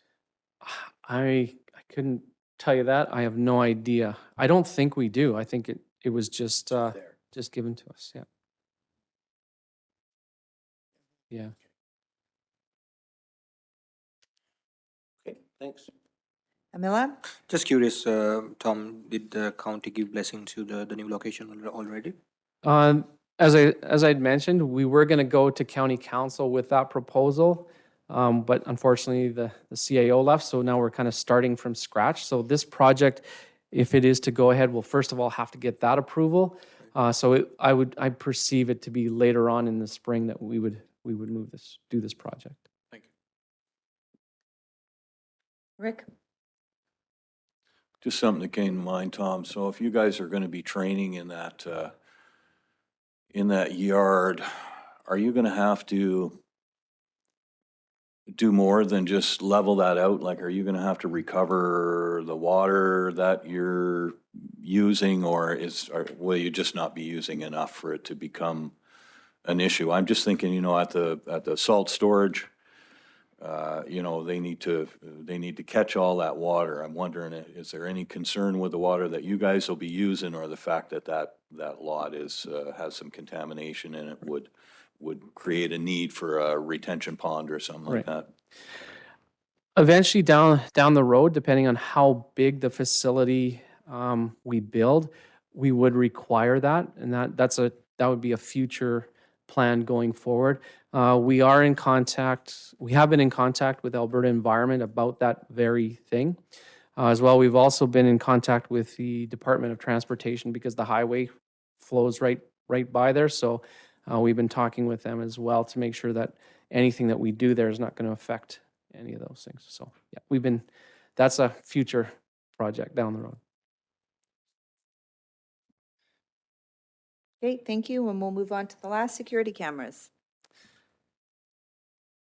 Yes, the last one is the proposal for cameras. As council is aware, this has been a topic for a couple of years now. I know it has come up in our safety committee meetings, as well as I believe council has discussed it as well. So the project is to create a security system with cameras, and we don't have any locations because that is something that we would have to come forward with council if this project is approved to ask council where they would like to have the cameras. We have some ideas, particularly areas like the skateboard park where we've seen damage, the parking lot area down at the Omniplex. So we have some ideas and some thoughts as to where the cameras would go, but at the end of the day, we would consult with council on where the cameras should go. As everybody is aware, surveillance of public spaces has increased over the years, and this is attributed to the advances in surveillance equipment. It's becoming more affordable for municipalities to be able to purchase and to have these types of systems. The total cost, looking at it, is $86,500. And that would give us basically all in for 10 cameras. Now, if council wishes to have more cameras, then of course the cost would increase. That's pretty much what I have to say. I'm sure I know a lot of members of council are very familiar with this project, so. Rick, go ahead. Just maybe something for consideration. Councillor Ballas and I ran into a company that provides a camera that actually hooks into the socket on the top of a street light. And then it happens to send it to hard drive or server or whatever. I believe it's in Ontario. They're just getting going, and that's sort of the way they have it set up with access from us, of course. But I'll get you that information. I think it's worth a phone call anyway to see exactly where they're at now and if it's ready to pull the trigger. But I found it interesting, just for ease of use, to be able to take advantage of the streetlights that are there. And I believe you talked to Fortis and they didn't have any problems or concerns with it at the time. So I'll get you that information anyway, Tom. It may be worthwhile to pursue. Thank you. We can definitely investigate that. Camilla? Thank you. Well, that's a great idea, if we can make it work for sure. Just wondering, to refresh my mind, I know we've discussed that quite a few times, but so this is 86,000 all in with cameras and storage and everything. Right. And what kind of cameras, I was wondering, would there be motion detection and all that, I guess the new technology included, or software included, or just the cameras and the storage only? That's a very good question, and that's a question I can't answer, as our IT department did that. I don't know if Nathan is still online, if he can provide further information on that aspect of it. But I'm not. I just wrote the report. I'm not the IT person who gave all the technical aspects of that. I don't see him online, so I will get that information for you. Thank you, Tom. Sure. And then just for this one, you said for 10 cameras, do we have an approximate cost estimate on what it would cost to run these and maintain these on a year? That we did not include in this, and that would require further research, because there would definitely be an operational component. And again, that will depend on what we want the system to do. If we want the system to be continually monitored, then that's gonna require staffing to do that. If we are looking at it similar to what we had with the TELUS system, where if there was issues or if there was concerns, we could look back on it, then that would be significantly less. So a lot of that would depend on the, on what we want to get out of the camera system. Okay, and then just a question for Elvira. Do we not have a community safety reserve or money in some sort of policing reserve or? Well, we had a reserve for where all the automated enforcement revenues went into, but it's with the last of it was used on controlled crossings last year. Okay, it Yeah. was, so there's We nothing used else. it on controlled crossings and other road projects is what the reserve was intended for. It wasn't for safety per se, but yeah. We could have used it. And then is Travis now fees going to be going into that? Travis those fees are, per council's motion, we're supposed to just go into the capital. Oh, the Reserve? sustainability, oh, the sustainable tax levy one? No, just the capital one, I believe the motion said, but it will be going into reserves for sure, It the will be. 60,000, yeah, Okay, yeah. If I can add, we've also applied for a grant for this project. It's not specifically for the cameras, but it's for the discussion that we were just having in regards to how is this going to operate in terms of do we have manpower? So that is part of that whole plan as part of that grant. So we're hoping to get that grant as well. oh, perfect. Okay, thank you very much. Thank you. Okay, we will move into a recreation now, Park Valley Pool Repurpose Recreation Facility. So, thank you, and I'll take the first one, and then I have Derek down here and Heather as well to jump in on the other items. Sure. So the first one in front of you is the Park Valley Pool Repurpose. So at the moment, we discussed, of course, with council already the process that is 2 stages. This is still stage one of transitioning the building into the a building that can be slotted for another purpose in the process with council to determine what to do with this building. So unfortunately, we don't have any more precise numbers. The numbers that you see down here is the already slotted in 2022 and added up with, let's say, the more costly prognosis for 2023. When we are able to get into the system, the system itself has to be upgraded from we call that a negative pool environment to a positive. So the HVAC system, the abatement of the determining of the hazardous materials, the start of the proposal of what we can do with the basically the pool basin, and the addressing of the other items to bring it into a state that we can determine later on what we can do with the building. So at the moment, the $250,000 would be a estimated $300 to get to that stage for 2023. And of course, with council, we have to go through the process of repurposing in a public or decision process and see what the cost for that will be on top of those. So that's in front of you at this moment. Thank you. Any questions for Hans? Rick? I'm thinking of, when you think of that whole piece of repurposing, did you say we would put an RFP out or reach out to the public to see who would need it the most, and then we would work towards that? Is that how we would do that? Thank you for the question on that. So with council, we decided we would bring a report on how to do that, what council's preference is for an RFP open to the public. So first of all, the building has to be put, let's say, to sleep, to hibernation, after we walk out and don't use it for pool purposes anymore. And then, of course, the process of determining what and how to do that in general. Because an RFP process could be wide to the public or to organizations or targeted. So we would said we would bring that to council for their consideration. Rick? So Hans, this is just to get the HVAC system up to snuff, so it'll keep that building warm enough so we don't run into freezing pipes, et cetera, and also remove dangerous materials. So are we talking about stripping any asbestos that's in there and that kind of stuff?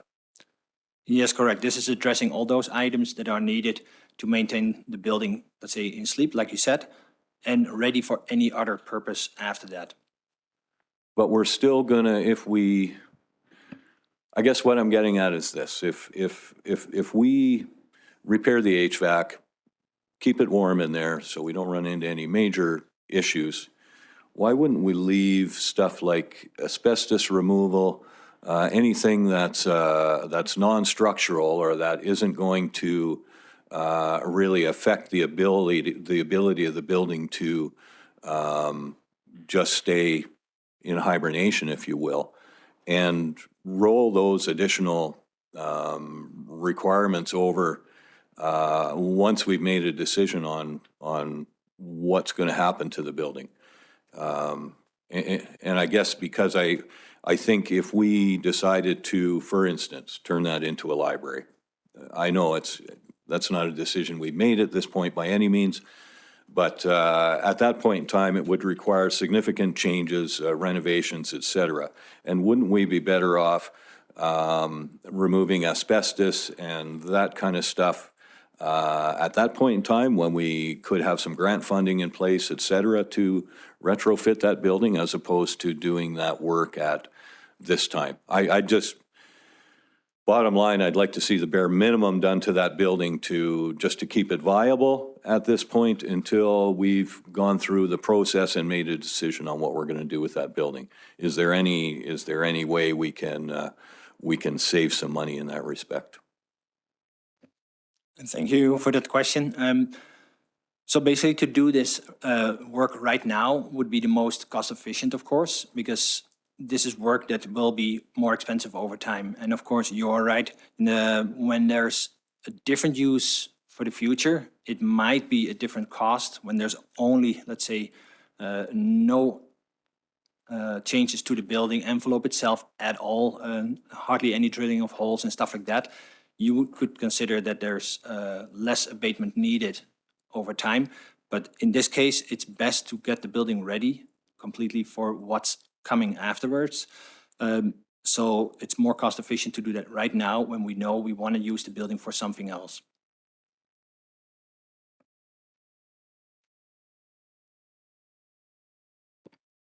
I may disagree with you on that. Thank you. No, I get it. I question it too, right? If it would be. Yeah, and again, I respect your opinion and your knowledge in this, Hans. I just think that at this point in time, we have no concrete plans of any sort. And I'd just like to see the cost to just keep that building, as you say, in hibernation, as low as possible. I mean, we don't know what we might do with that thing if it turns out we have other options, that building could even come down, I guess, if we decided there wasn't a viable option there. I just think it's up in the air right now, and to do any more than the bare minimum, to me, may be money that we'll miss when it comes to reinventing it or putting something new in there. Thanks.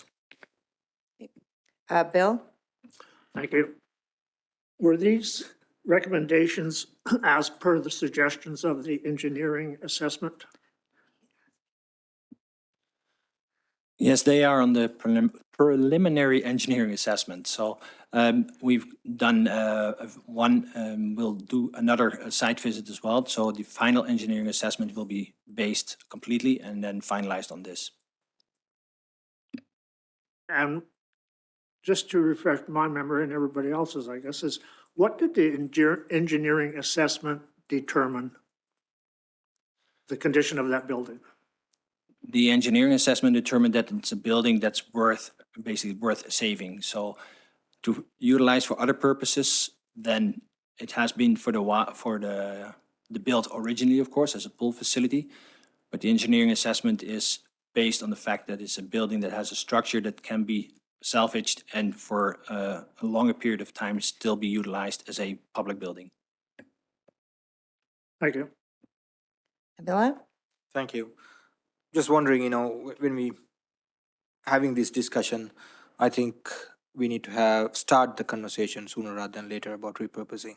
Because hopefully we are pretty close to moving it to the new location.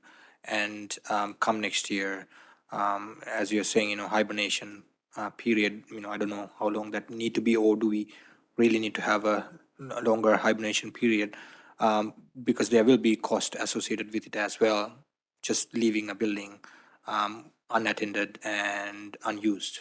So I think, after after we go through the budget, or even before that, we should start the conversation. As such, there's ideas like the library or welcome center or whatever, but we need to get that information out to the community and then start, having those conversations, in my mind, sooner rather than later. Yeah, correct. And additionally to that, yes, we know that there's multiple facilities that we are looking into repurposing. So there's a lot of, let's say, moving parts on that, but you're absolutely right. Okay, I think we're good. Perfect. Thank you very much. Before we move along, we change departments, 5 minutes. Do we need break? How are you? You're okay? How are you, ladies? You're good? Okay. Yeah, we okay? Okay, we'll continue on. I was thinking that. I was noticing everyone's drinking water, so I was like, do we need to stop for 5 minutes? I might just step out, but we'll keep going. Okay, we'll continue on with recreation and we'll move into Parks and Recreation Program. So this is the upgrades to the disc golf park. Oh, this is the Ivantoe, okay. Ivantoe Park one. So it's in part of the Parks and Recreation Program. It's the only item in this program this year, but that is what it's in regards to. So I'll get Hans to speak to it a little bit more. Thank you. And of course, since this is with parks, this is a project that has been done and looked at with Nick Schoeniger as well from Parks Lead Hand. This particular project has been presented last time in council's meeting as well by a delegation because it's the disc golf expansion on the park, Ivantoe. So currently Ivantoe Park has a 9-hole disc golf course. And this addition would be utilizing a wooded area at the west side, basically more adjacent to the snow dump and towards the Omniplex Center. The additional 9 holes will make this an 18-hole golf course for disc golfers to use, which is more inducent to the local community. It's a highly used park at the moment, and this will be even more, of course, towards different levels, but also showcases our community more for the total disc golf. Out there, people make it into a destination with our 2 18 golf courses, in that case, in our area. The addition of this course was explained by, of course, Curtis as well during the presentation. So if there's any additional questions, I can answer them as well. Thank you very much. I think that Amila, Bill, and Monica missed our last council, and we did have a presentation on this from Curtis Buck, and he just touched on where this would be, and it would be just, I guess, north of where it is now, more into the Treed. I guess it would be northwest, into kind of where the creek bed is and the trees and things like that, looking at expanding. And he had said just in the month of September, I think when they tracked it on the app, there were 6,000 visits. That's what he said to that one. So he feels that there is a need for it. So Hans, like he said, can ask any or answer any other questions. So any other questions in regards to this project? Rick?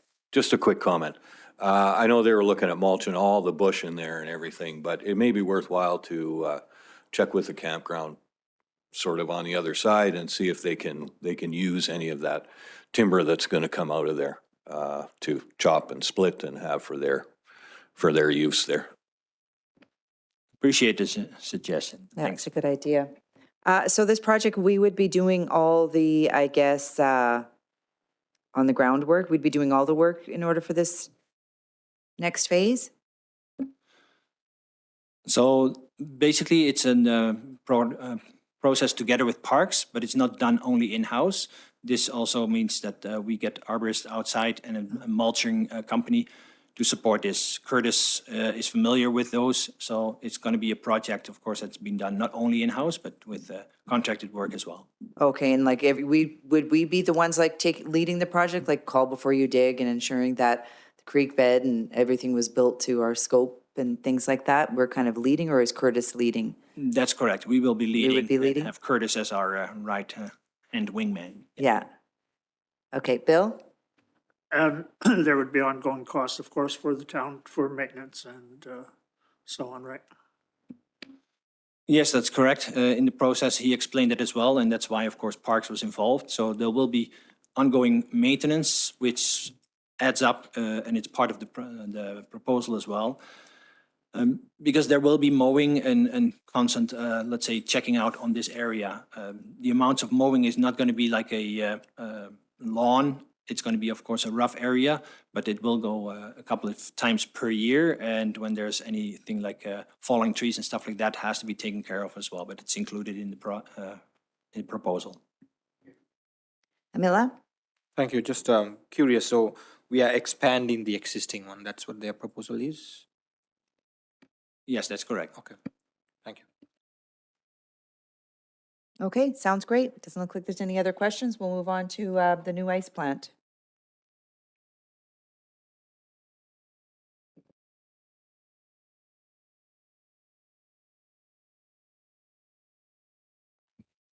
Thank you very much.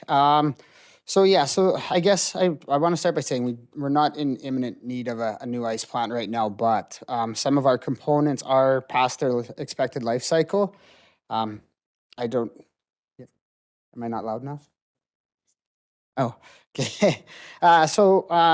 The dehumidifiers are fine. The condenser is got a few years left, but the chiller and the compressors are past life cycle. 2 of the 3 compressors are past life cycle, and the condenser is well past its expected life cycle. Also, having said that, with the technology the way it is now, we can save oodles of money. A new condenser, they're called adiabatic condensers. They use 90 to 95% less water than what we have now. So the plate and frame chillers are much more efficient. So we just think we should start planning to replace the ice plant, because when you're talking about life expectancy and passing it, you don't want to go too far gone without looking at it. And it is a big price tag. They're anywhere between 1.25 to $2 million. We got a price from Simcoe Refrigeration at about 1.5 million.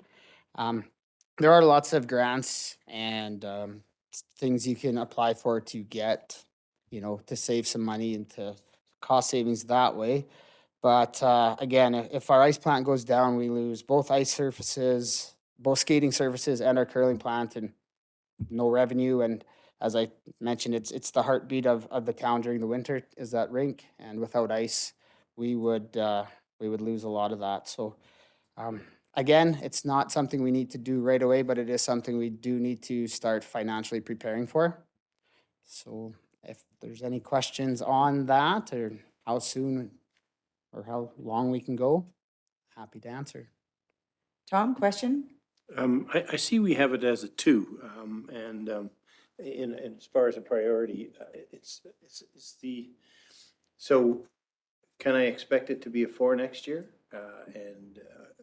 What I'm really asking, I guess, is that if you were to put some monies away, guaranteed you're going to need a new ice plant in 2 years' time, get ready. Is that really what we're saying? Well, so the chiller, so I'm sure everyone heard of the Fernie incident with the chiller floating and the loss of life. The chiller, we've got about 5-6 more years left with the chiller. So that's the big one.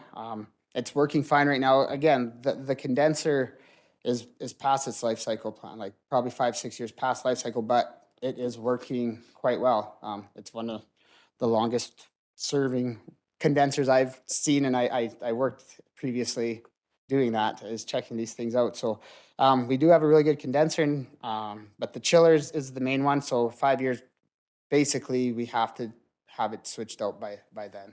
We've got about 5 years before that's past its life, and we don't want to go past life expectancy with that. And again, and the main thing, well, I think the main thing is just the energy efficiency and the technological advances to save money year after year operating the thing. We save lots of money by replacing all the old technology with all the new stuff. Asset management. Yes. So when it does have a priority of a 2 on here, that's when you talked about safety, right? That was if there was any sort of safety or life-threatening potential here, that would be? Yeah. Okay. Any other questions? Bill? In regards to the compressors, you have 3. Yes. Are all 3 operating at the same time? No. We have a lead and a lag compressor, so we're usually only using 2 at a time, and we switch them up because, to maintain, try to have the same amount of hours for each one. We do have one from, I think, the 60s, 67, and then the middle one is in 94, I believe, and then a newer one's, I think, 2012. So, you rebuild these things, right, year after year. They're on a rebuilding. So, again, it's from 1967, so it still runs, and they can last for a long time. They also have 20-year life expectancy, but you don't replace them just to replace them. These will go, if you keep care of them, they will last a long time. Having said that, these are reciprocating compressors. They've got new screw compressors that are much more efficient and longer life cycle, so. Right, so if one compressor goes down, we have the option to use the other one. That's right. But if 2 go down, we got that old one, maybe it might work and might not. Yeah. We would be in serious danger of losing an ice surface if we had one, yeah. And same with our condenser. Our condenser is undersized. It was built for 2 ice surfaces, and now it's running all 3. So it is undersized, but it has been keeping up. And again, it is in pretty good shape for how old it is and the extra workload we've put on it. So if you were to prioritize, what would your priorities be? A new plant altogether. But I guess a new condenser. Just like I said, these new adiabatic condensers, they use way less water, and they're much more efficient. And it is the oldest piece. The compressors we have, they are sufficient. And again, we keep rebuilding them so we don't ever get in trouble of having 1 or 2 go down at the same time. So Elvira, what way would you look at, would we put money away? Would we purchase one now, or?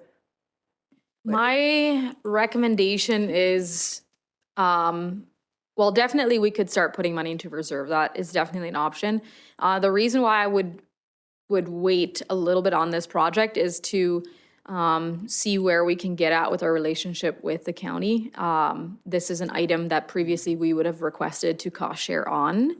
So if that can be restored to a certain extent, then it's possible that they would cost share this item.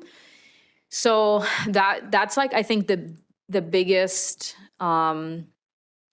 sort of unknown at this point, and the reason why I would definitely push it for a few years just for that.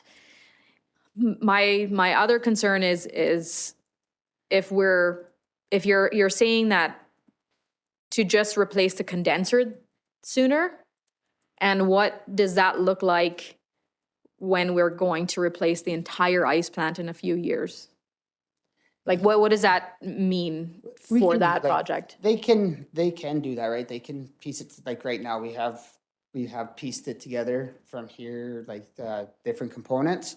Because there's a bunch of smaller components too, like pumps, like brine pumps, other just heat exchangers. We have 4 or 5 heat exchangers in there. So you can piecemeal it together like that. No problem.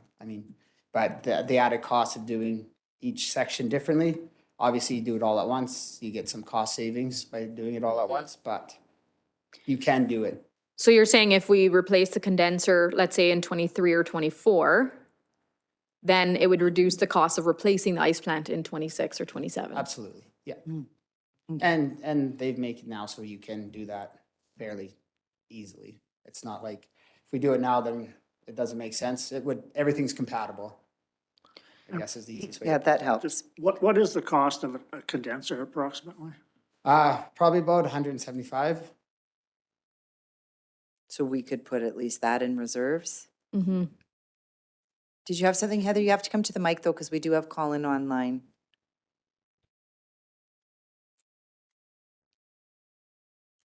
Just to give kind of some perspective on what we'd be saving for power and such, our power bills during the summer are about $5,000, but the minute that those compressors kick on, our power bills are about $16,000 to $19,000 a month. So they draw a lot of power as soon as they go on because we pay off that peak. And they're big compressors, they're heavy duty. I mean, things were made great in the 60s, don't get me wrong, but yeah, they're sucking a lot of power as well. So that is something to look at too. We'd have a lot of savings with that. Rick, go ahead. So what kind of a power savings are we going to find with a screw compressor? That would be his expertise there. It's hard to say exactly. We could probably get 2 screw compressors. Again, peak load, that's where they ding you, right? So when you start up the plant in August, you're chunking out the change, right, to turn those on. Probably anywhere between 50 and 65% though. Like it is quite a significant number. Yeah, just the technological advances in the last 5-6 years for refrigeration is pretty impressive. So we could be saving ourselves 25, 30,000 a year For sure. with new equipment. Do we have any idea of what kind of grant funding is available? On a percentage wise, average sort of ballpark? Yeah, I don't know if if this could fall under some sort of energy efficiency category. I believe is quite a good chance that we could get grant funding for it. And I think the audit will tell us more about that as well. That's happening right now. Is that correct, Derek? Yeah. And so once that's done, we could look into that as well. If this is one that we could fund via the savings. Yeah.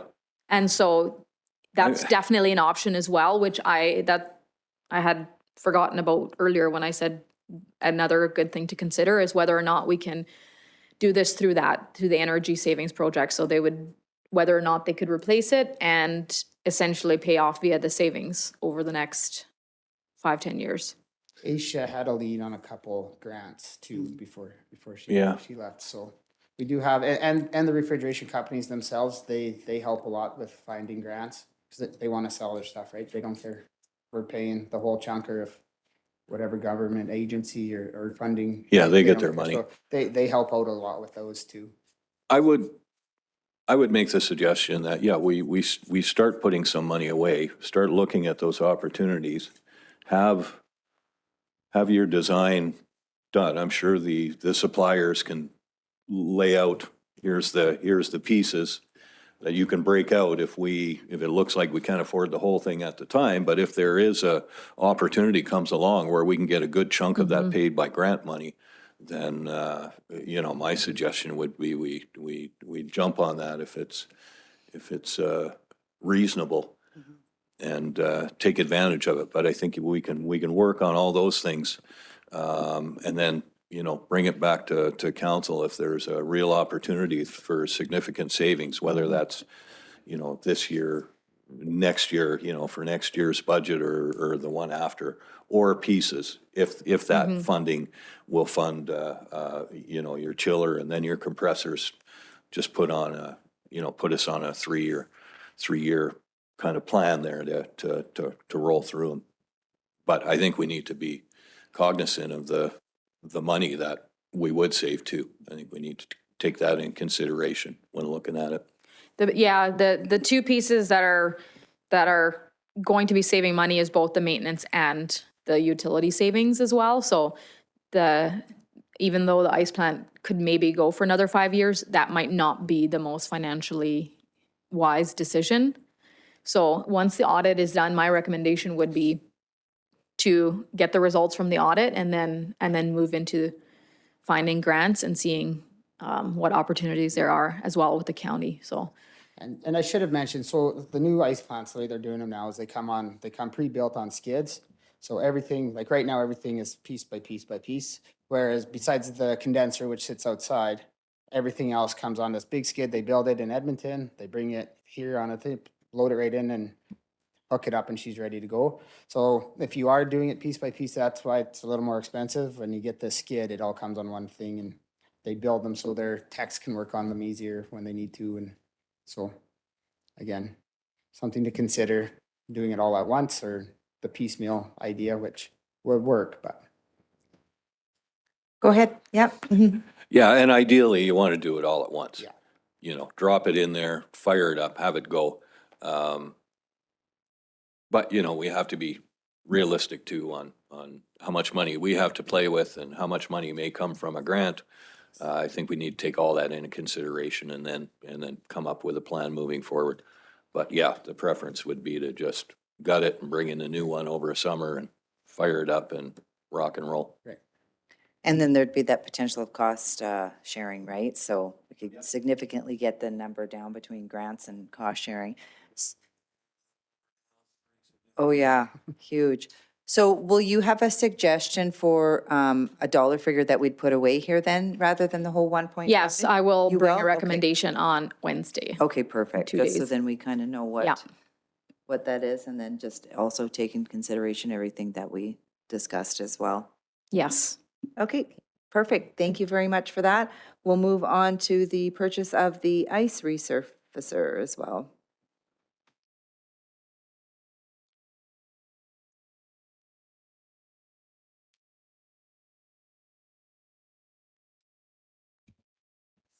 So the ice resurfacer, Zamboni, for those who are wondering what the ice resurfacer is, we have an Olympia. Zamboni is a brand name, but everyone refers to them as Zambonis, but we do have an Olympia ice resurfacer. The newest one, so we call it the new one, it's 2016, but the motor is a 2010. And then the older one is a 1996 that we just bring out in desperation. Unfortunately, we do have to bring it out more often than we'd like because the newer one has had trouble since the very start, since we got it apparently from the historical data I've got is we've had troubles with it since day one. So we had a technician out a couple weeks ago and the new Zamboni doesn't meet the emissions requirements, so it's producing too much carbon monoxide. We've had to evacuate the building twice because of this machine over the years, not recently, but in the last several years, we've had to evacuate. And it's getting worse. Last year, they had to adjust some of the power, adjust the fuel delivery. So it's getting worse. It's not getting better. And also with that, our natural gas fueling station, ATCO is not servicing those anymore. So we do have to get somebody out from one of the cities to come and service it. So that's another reason that we are leaning towards going electrical. The new electrical Zamboni ice resurfacers are much better than they used to be. 5 years ago, I would have said no chance are we getting electrical, but now they are pretty good. So that is what we would be looking at getting. The cost estimate there, I have 185 to 275. You can get a whole bunch of bells and whistles. You can get laser levelers, and so basically the operators just have to get in the seat and go. I don't think we would get all the bells and whistles or needed them all. I think actually our operators said they prefer not having the laser level. They would rather have a feel for the ice, and everyone's different and likes different settings. So, but yeah, we definitely, if we want to keep our staff safe and our patrons safe, this may be something we need to look at sooner than later. We didn't expect to get a new ice resurfacer this soon after the old one, but for safety reasons, we might have to. Thank you very much for that. Again, would this typically be a cost share? Yeah. Yes. Okay. Questions? Rick? Sorry, I seem to be asking a lot of questions here, but what exactly is the issue with the existing one? I realize it's kicking out more exhaust than it should, But is that like, is that non-fixable? Is the motor bagged in it? Is it pushing oil out the exhaust, or what exactly is going on there? Would be my question. It's not that old. Well, it sounds like I Rick know might it's a have few years old. a spare job. It sounds like you might have a side job lingering. Yeah, I mean, yeah, so the technician, like when he sent his report, this is basically what we got from the report. I know Ken Froze has had a lot to do with it. He might be better to answer those questions, and I can ask him what the exact issues are. But they keep having to reduce the power, the supply, field delivery and the supply. So basically, they've had to do it twice now, and he doesn't want to do it anymore. The technician said it's not safe and proper to keep going down, and time-wise, we like if we have a busy weekend, we don't have time for it to be dialed down anymore. So, the technical stuff I need to get back to you on. Yeah, I'd be curious about that, because they're obviously pinching down the fuel delivery, so they're not pushing so much out the back end to meet the requirements. But, you know, like what's in that thing for a motor? A little small block Chevy or a little V6 Chevy or something? Yeah, like those are a dime a dozen, you know. To buy a new small block Chevy, just your standard issue is, I don't know, $3,000. Right. You know, but I'm just trying to get my head around, is it more than that? Or is it just the fact that the motor's wore out and there's lots of blow by and it's pushing a lot out of the exhaust? And I also think that to pull the motor out of that thing is pretty basic, from the ones I've seen anyway. They're easy to get at. Yeah.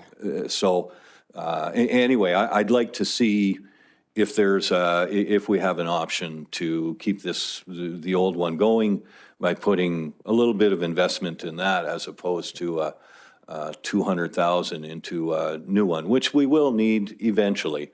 But if we can push that down the road a significant amount with a reasonable investment now, I'd be interested in looking at that and maybe what the report says, if it identifies that the motor is just worn out, or is it the fuel delivery system? Does that need to be replaced? Exactly what is the issue with the old one?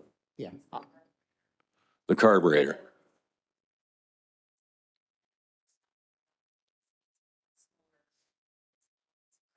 Yeah, yeah.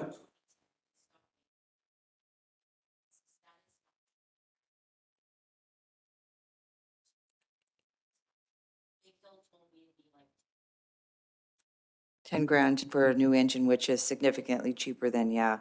And that would be with the new fuel delivery system, the carburetor, et cetera. I'd like to see what a full fix on the existing one is, to get it to where it'll meet our needs for another 5, 7, 8 years or something. And I also think we might see, if we're lucky, a bit of a decrease in the electric ones by that point in time. Just as an option for consideration. Thank you. Thank you. Thanks, Rick. Amelia, did you have a question? No? Okay, Bill? No, Rick pretty well covered everything there. Thank you. Yeah, good job. Good option. I Take one think for the that's, team. I think that, yeah, we'd echo that. Derek, do you think that you could have any more information before 1 or 2 o'clock this afternoon? Yeah, for sure. Okay, so Yeah, maybe like we'll, I said, Ken. Yeah. We'll have all the So- answers. that'd be great if we could get a little more information, then it'll leave us in a better spot for Wednesday, if possible. Yeah, if Awesome, thanks, possible, Derek. then otherwise Wednesday, at least when we're going through. Yeah, for sure. Yeah, thanks, Derek. You bet. Thank you. Okay, great. We'll move to the MCC deck replacement.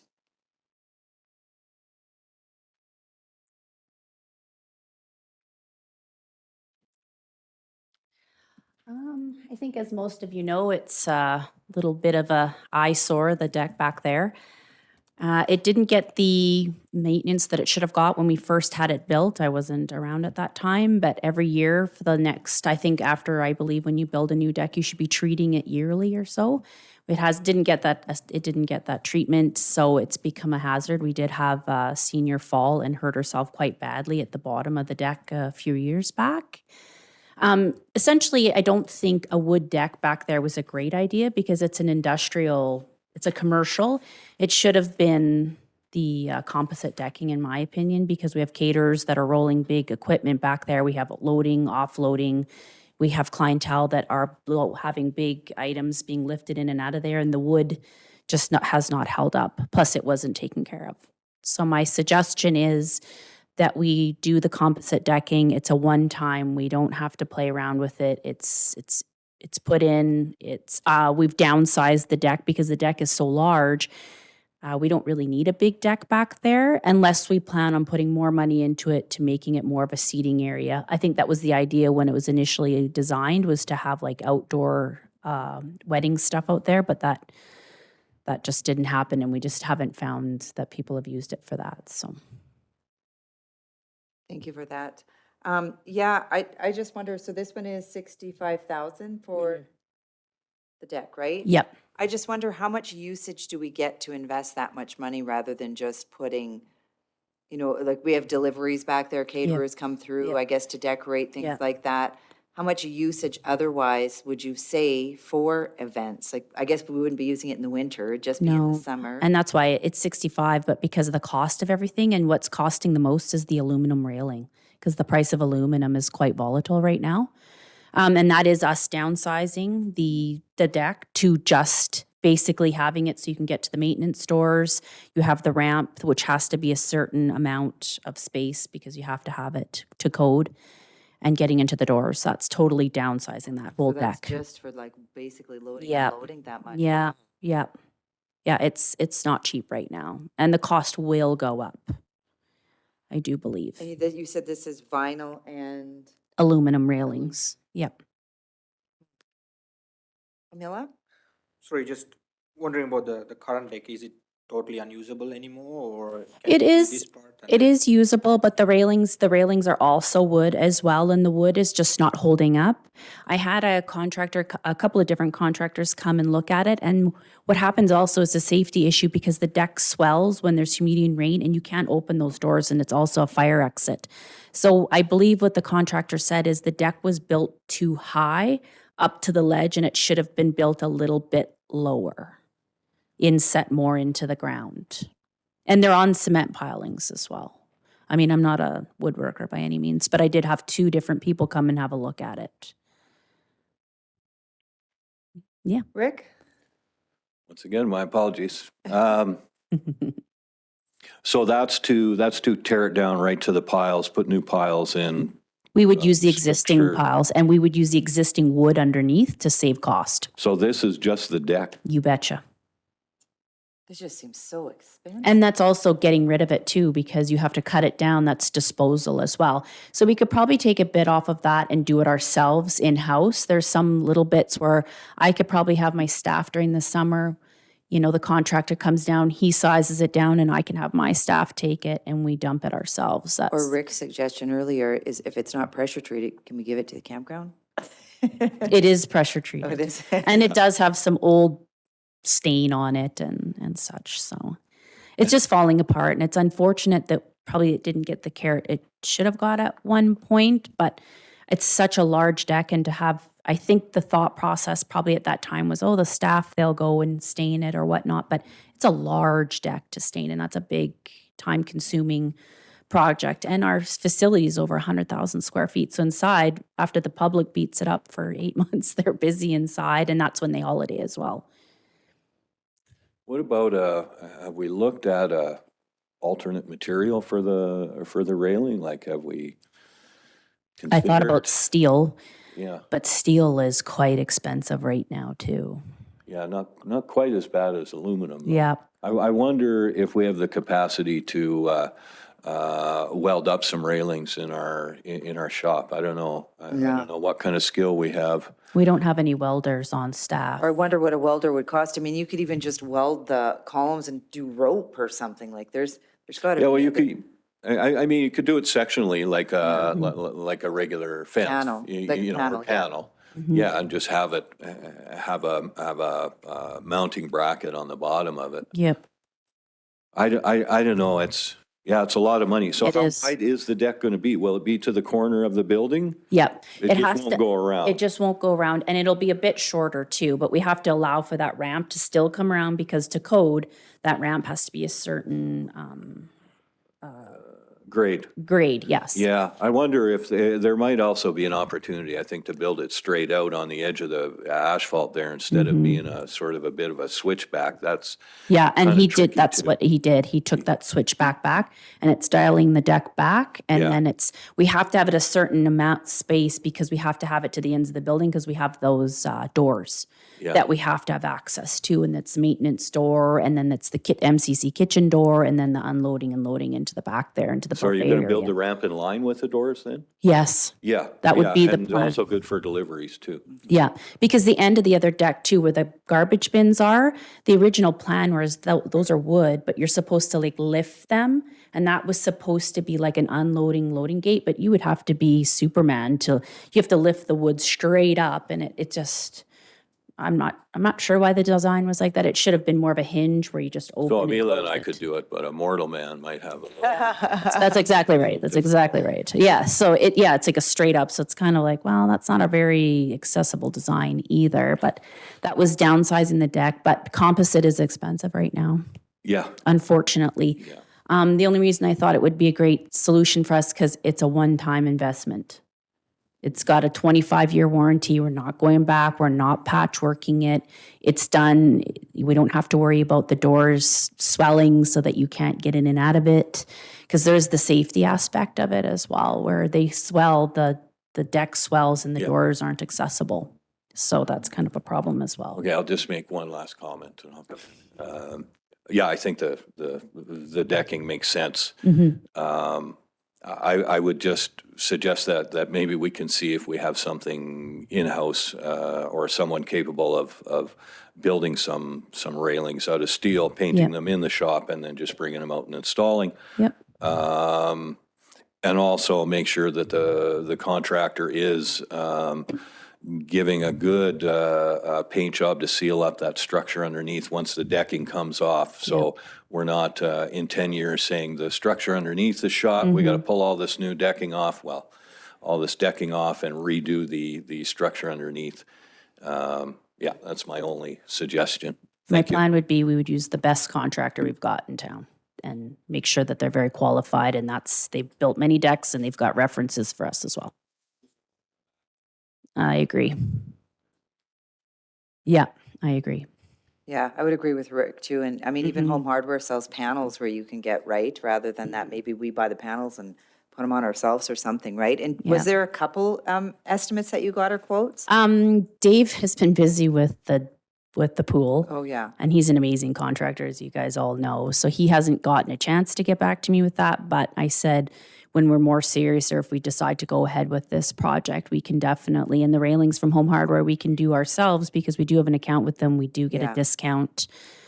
So that's something that we can look at. Bill that works for us does contracting work as well. So we can definitely, railings may be something we can do in-house. They're still going to be costly because it's aluminum, but we can find some savings there for sure. Something, yeah. Yeah. Hans, did you have anything to add? Well, most things, thank you for that, have been said already. But yeah, if council wants to entertain this, of course, when we have the project on the docket and in the plan, we will for sure take a look, of course, into the other options that have been suggested and make sure that we do the utmost. Yeah, thank you. Perfect. Thank you for that. Okay, wonderful. And I think that we have one more, the scoreboard in Omni One. For the scoreboard, it's very old. It's paid its dues to us. I believe we've gotten it in I can't remember the date on it. 98 is when we got it. We knew last year, at the end of last year, that it's not working great. There's some struggles with it. The buttons are starting to stick. And your question may be, well, just replace that panel. Well, I wish that was as easy as we could. ScoreTech is no longer in business, and the board has to talk to the Jumbotron, which it can't. It's not doing that well anymore, and you can't interchange it. We have looked at opening that up. It's almost like opening Pandora's box, but if you open it, we don't know if we'll be able to get it back together and have it working like it's working. So it's one of those things, nobody wants to touch it because it's so old. Parts are not accessible. You can't get replacement parts for it. There's many other municipalities that are in this exact same boat because these guys made such a good product that nobody needed parts. So they've gone out of business. And Derek and I have talked to other people that have tried patchworking them with parts from eBay, and then they got themselves into trouble, opened them up, tried to put these parts, and then they really were into trouble because there was no fixing it. So it is one of those things that we have to look at. It's paid its dues to us. We need it. It's part of our bread and butter. It's used every day. Those buttons are probably been pushed 8 billion times in their life. And it's not a matter of just opening it up and spraying out the dust. It's a very, very wearable part, and it's time to kind of look at investing in a new one. The new one that I priced out is pretty much the same as what we got. It's plain Jane. It's not fancy, but it's very, very, it's basically what we have. So if there's any. Okay, wonderful. Any questions for Heather? Tom? How does it tie in with the new, the discussion we've been having about the clock or the giant Jumbotron, or the thing that we've been discussing over time, which is tied in with the thunder, tied in with all of that stuff? And so, because we have lots of electric things going on there, right? Some of those are enclosed, right? Discussions, I think. Right, but, okay, so on a quiet question then, do they all tie together? Or is this a completely separate item that we need and it doesn't tie in with anything? Well, we need this one. The Jumbotron isn't a need. I think it's a want, if that's fair to say. Okay. Is that accurate? Hans, did you want to? Yeah, thank you for Clarify, that. So this is the discussion, of course, about what we need for sure. If there's any other opportunities that might arise, that will tie in later. But this is something that we will look into. If nothing happens, then this is an item that we are needing for next year. Everybody is aware that when failures happen at the current year with our score clock, then we still have the spare one on the wall. But we know that this one is a request for next year. If there's other opportunities, they will be discussed.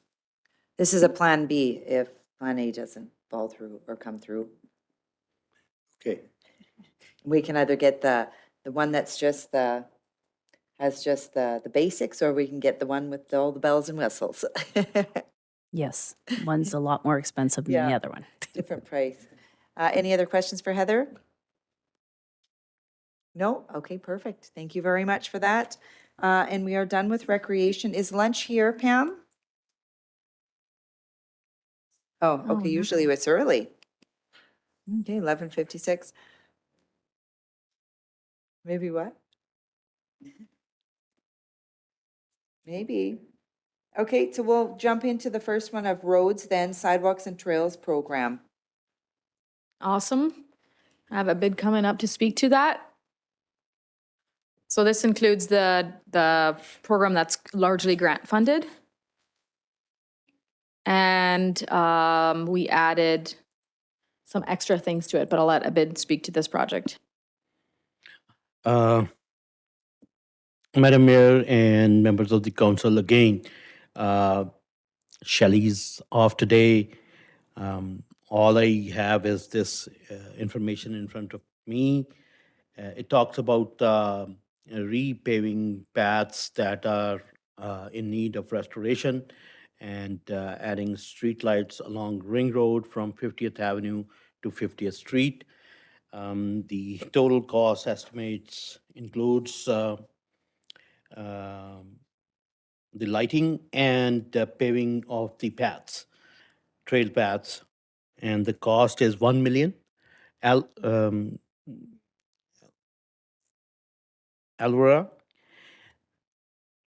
does it include lights also in 1 million, or they are in addition to that? So the pathways is $1,001,700, and the street lights along the town-owned property is $131,684, and then the rest of the section is that we don't own, so that's county-owned, is $88,375. And the 60% is funded by the grant? 60 or 40? 60% of for the grants? pathways Okay. is funded by a grant. So 1 million is for the pathways. The 131,000 is for the street lights along the town. Town-owned. Is that the ring road? Right. It's the yes. ring road and then these other Yeah, so trails? if I remember correctly, I'm trying to remember the conversation with Shelley, but we wanted to make sure that the entire stretch is done, but we didn't have quite enough time to have conversations with the county in regards to like if they wanted to enter the project with us and stuff. So we wanted to get an estimate for what it would be for the entire stretch. And so that's why that amount is included as well in our project. Gotcha. So we would be having conversations, of course, with the county. We just wanted to make sure that council had that information now, and then we could proceed with further conversations. It was just a sort of something that was added in the last couple of weeks. But the $1 million Pathways project is, just to be clear, is a project that was started this year and that we got the grant for this year. But because of the timing of it, we couldn't complete it. So that's being carried largely from 2022 this year into 2023 for completion. So that's the day use area, Peace Park, Debee, West Trail, Phase 1 and Phase 2. Okay, and that's just for paths, right? That one is for path, yes. And the map here is showing us, what is this map showing us? That is I believe, that is, can you go to the next page, or maybe 2 down, maybe 3 down? Yeah, I'm just trying There to we go. make sense of this. Holy Trinity. Yeah, so Watino Park is, Watino Park is nowhere near Holy Trinity, though. yeah, it is. It is?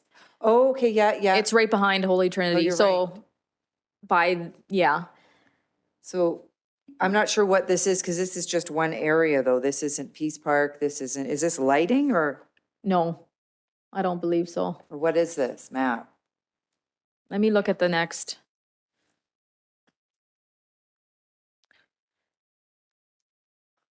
Yeah, even if it is sidewalks, it's not on, I don't get it. I'm just trying to make sense of what the map is. I'm trying to think of what the red and the blue is. Too bad. Yeah, sidewalk inventory, it doesn't really, it's just one area, right? So, and here it says trail system would be Peace Park, Debee Park, West Valley Trail. Where's West Valley Trail? I think that West Valley Trail upgrades are those, yeah. You think these are West Valley Yeah. Trail, perhaps? Yeah, that would be 1 and my, 2? That's a lot of, I believe that the West Valley Trail Park is that area. So it's called officially Lions West Valley Park. You can see that in the center. And it's the area next to the parking lot of the Omniplex, basically where we talked about earlier about the floating, or at least the gazebo. So that trail area that connects all the way from the dog park downwards towards basically our Omniplex. so these are just upgrades, like to the trail, the current trails, they're not additional not new trails? trails. And then when we're talking about Debee Park connectivity upgrade and Peace Park, those would be additional. Like Debee lands, I'm thinking, would that be the seniors area? Like, there's not a map. I guess we're probably gonna need Shelley, if she's back on Wednesday, to get some clarity on what. And better maps. Because this is just one location that doesn't speak to anything. If we could, yeah, maybe get some maps that speak, so we'd have 4 maps for the trail system, And then we'd have several maps that are showing the lighting, and then we'd have a better understanding, I think, Yeah. of where we're looking Yeah, all that's at. right. And also, I don't understand in the lighting cost analysis, Fortis, Alberta is investing 100,000. Is this part of the grants or is this in addition to that? Part of the Yeah, grant? No, it's not part of the grant. This is for the lights section. So we have sort of two things happening within the trails project. One being the grant-funded upgrades, largely grant-funded, and two being the ring road lights, for which Fortis will be contributing. Yeah. yeah, I guess if Shelley wrote this, it might be easier for her to explain, because even when I read it, it's a bit difficult. We're talking about the walking trails, and then we jump into the project cost of the lighting, and then there's a different breakdown, and then it'd be, yeah, what's being covered? I'm a little bit confused. Yeah, maybe we do it as That's two fine. separate and then have several maps. I guess we'd want to have 4 maps for each trail.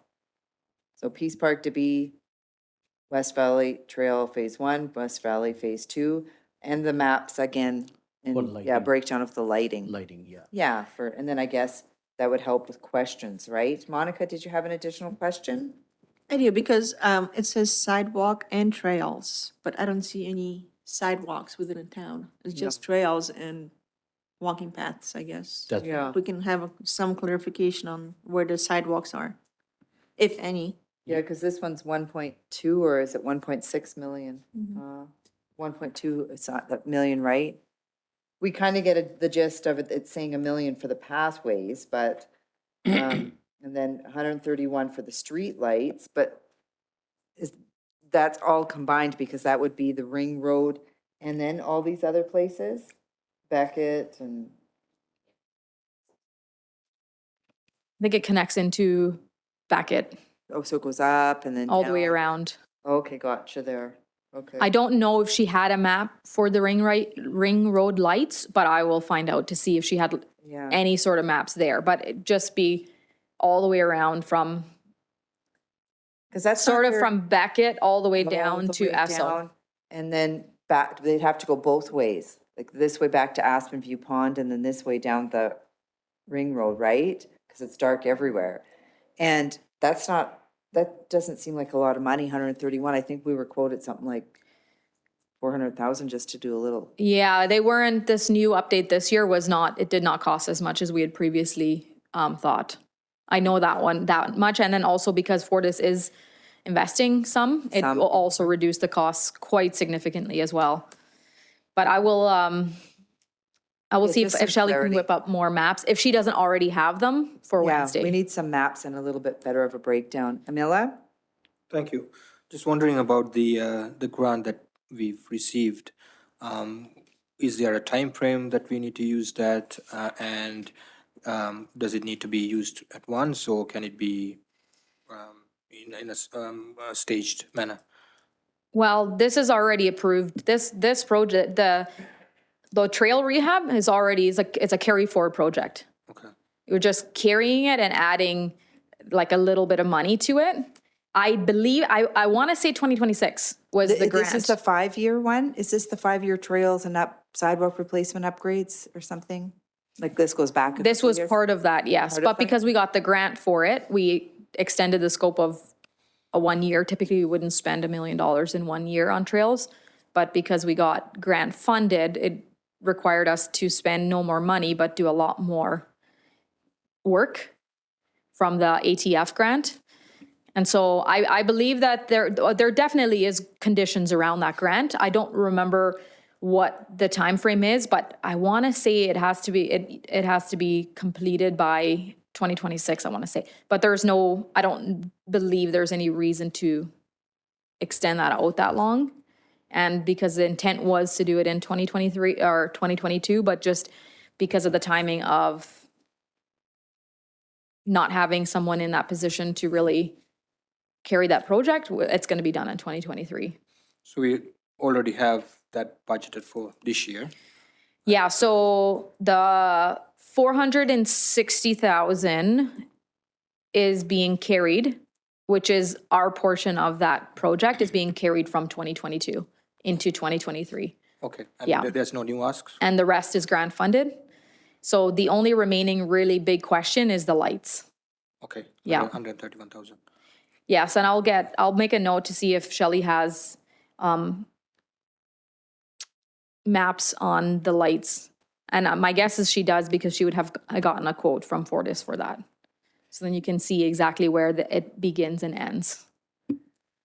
Yeah, the total lights cost is $225,000, and 100,000 it appears it's coming from Fortis, and the ask from council is about 131. Thank you. Yeah. Okay, well, I think we'll look for a little bit more clarity on this one and some better maps if we could. Okay, and lunch is here, so we will break.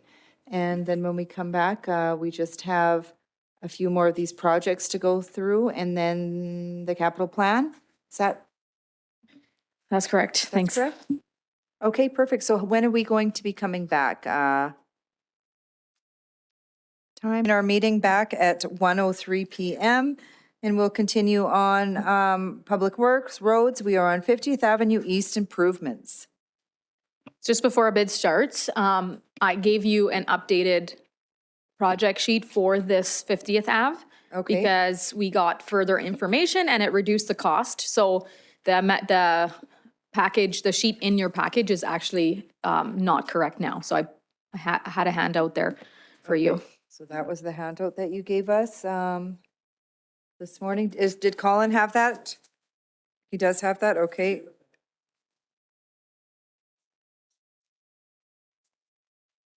So this is for the rehabilitation to 50th Avenue, right? Capital project request. So we have a new handout. There was 2 of them that were given to you.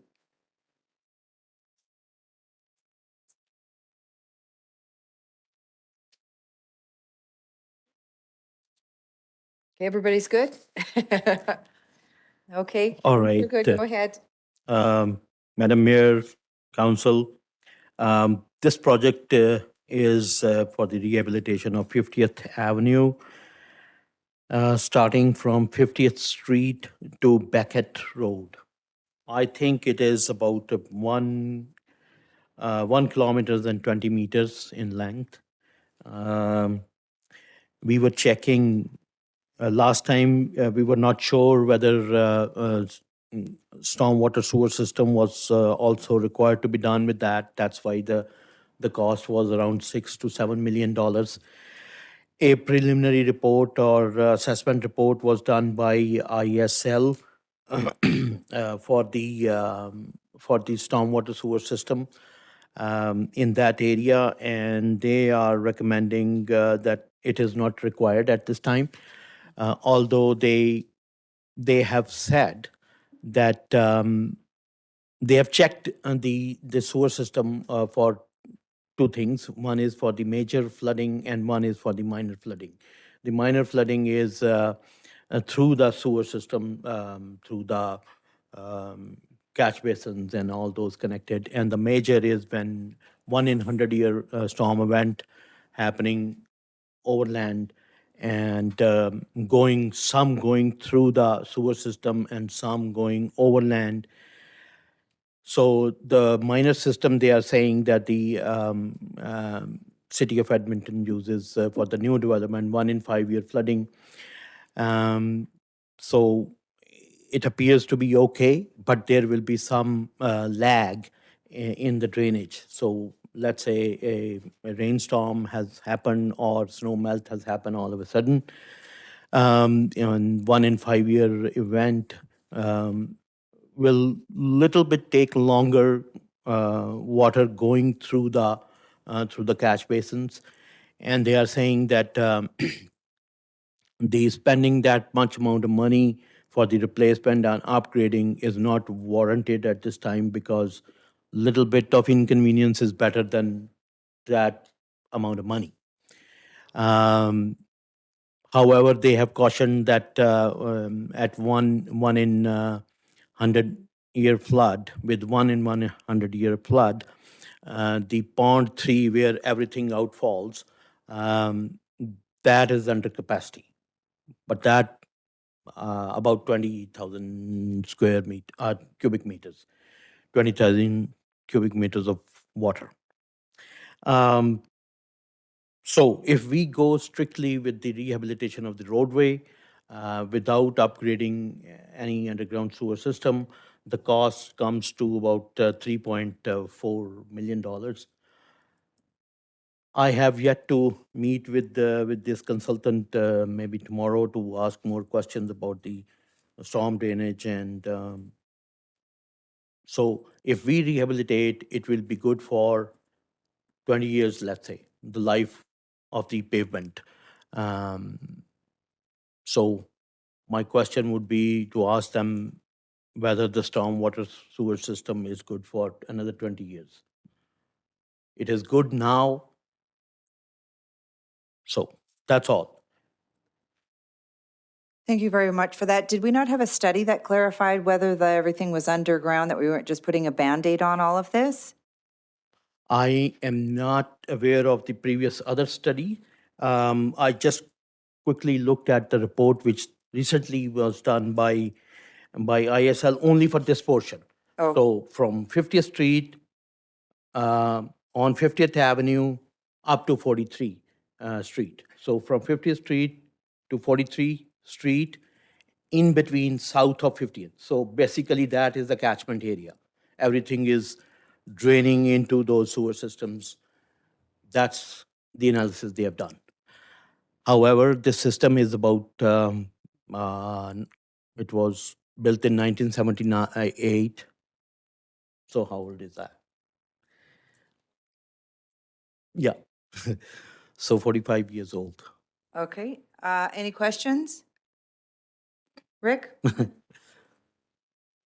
So the stormwater system, catch basins, et cetera, that runs to that stormwater retention pond, there was a pinch point in there. And they're saying that there was a spot in there where the piping got a little smaller. Okay. And that's, I think, what they're saying we can live with. Correct? No, I don't remember the pinch point part, but they are saying that major storm event, 1 in 100 year, overland flow, that happens and all the flood water goes to the pond will overflow. So I don't know at the pinch point it will be overflowing or the walls of the pond or. Yeah, well, okay.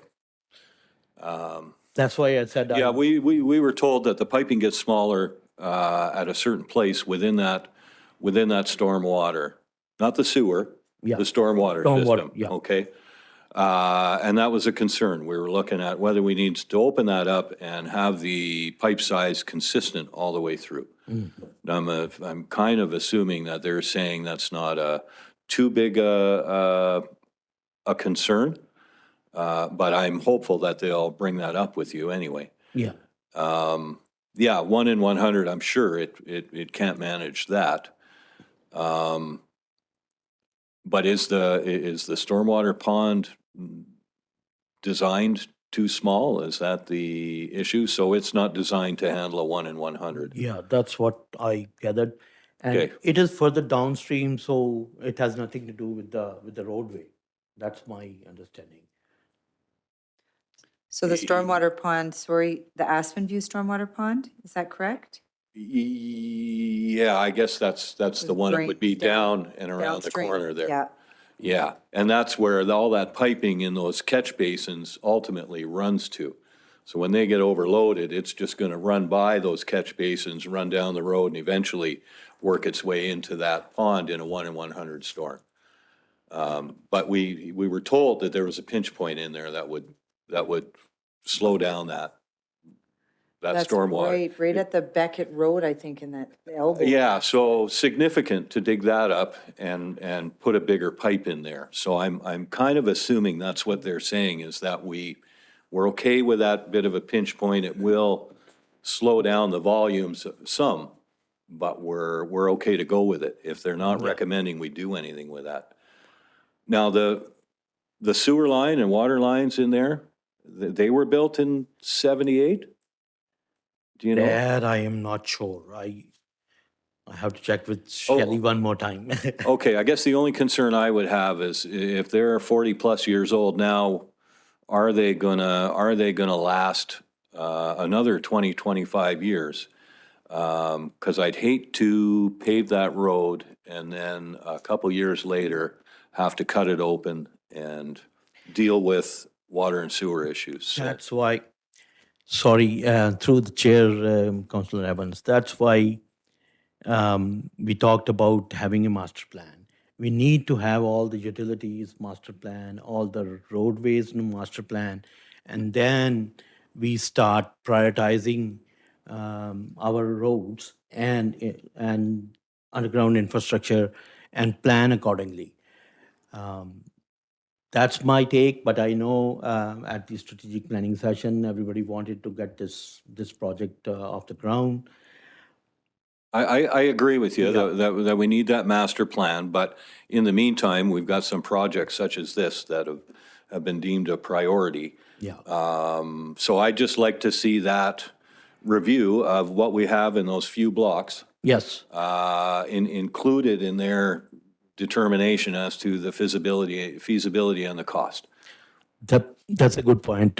So if council approves this project, let's say, we will have to move quickly to hire a consultant to get this evaluation done also on the sewer side, water side, and then design the roadway accordingly and then deliver it. So the timeline is very short. Basically, our construction duration window is very short, and we have to get it done, design and deliver. Yeah, I think the assumption was that most of this legwork had been done. At least the information that has been brought to us previously was the only concern seemed to be that bit of a bottleneck in the stormwater side of things. So I don't know if that other stuff just hasn't been looked at or if the information is there and just not at your fingertips right now. Maybe that is all okay, underground infrastructure, but still we will have to get this designed, I think, for tendering, and we should have some drawings. Yeah, okay, well, hopefully that's all good and we can go ahead and just rehabilitate the road top curb and gutter and that stuff. But it's, something we need to have a look at or confirm has been looked at. Yes. Anyway, we will thank confirm you. that. Thank you. Yeah, if we can get confirmation, I know we were going to pave last year and the project got put on hold so we could Because of gather this, that yeah. information. So we do have it. I'm just not sure. And maybe Shelley does. I believe that they determined there was no extra work needed underground where the rehab is taking place. But I'm not 100% sure what, I know that there wasn't a immediate concern for the capacity in the Aspen View area, because that was a big thing that came up last year. I know that the engineers didn't think that was a concern, but also I don't believe that would impact the road that is actually being built. If we would have went all the way down the entire stretch, then that might have been different. But I do believe all those were addressed. So we'll just make sure that it all comes with, yeah. And also, I think Colin has his hand raised. Okay, I've got to go to Tom first and then I'll go to Colin online. Well, and all I would say is that we spent a considerable amount of money with plans on 50th, from 50th to the schools and beyond with swales and all kinds of fun stuff. Okay. That, you just got to find those plans and say, okay, here's what and refine it, just exactly as Rick has said, refine it, get it ready. But there is a ton of money spent. There was a ton of money spent, for all of this. Plans, yeah. Yeah, I was not aware, so Okay. I'll check. one sure. more time. Colin, do you have a question? Yeah, you can hear me, I assume? Yeah. Okay, just a point of clarification, that 3.394 million for that, for 392. Is that fully granted? No, it's, well, we're using our gas tax funds and MSI, so it's, technically it's covered by grants, but it's grants we could do other projects with. But yes, yeah, so I can tell you how much it's 2.9 million of it is from our gas tax and the rest is from our MSI leftovers that the pool is not using. So we've been saving for this project for a few years, and it just happens that with the reduction, it's fully covered. So just to clarify, the money will Okay, come from that's- the sorry, gas go ahead. tax fund and the pool. It's coming, the large part of it, 2.9 million is coming from our gas tax. We've been saving it for 2.5 years or so.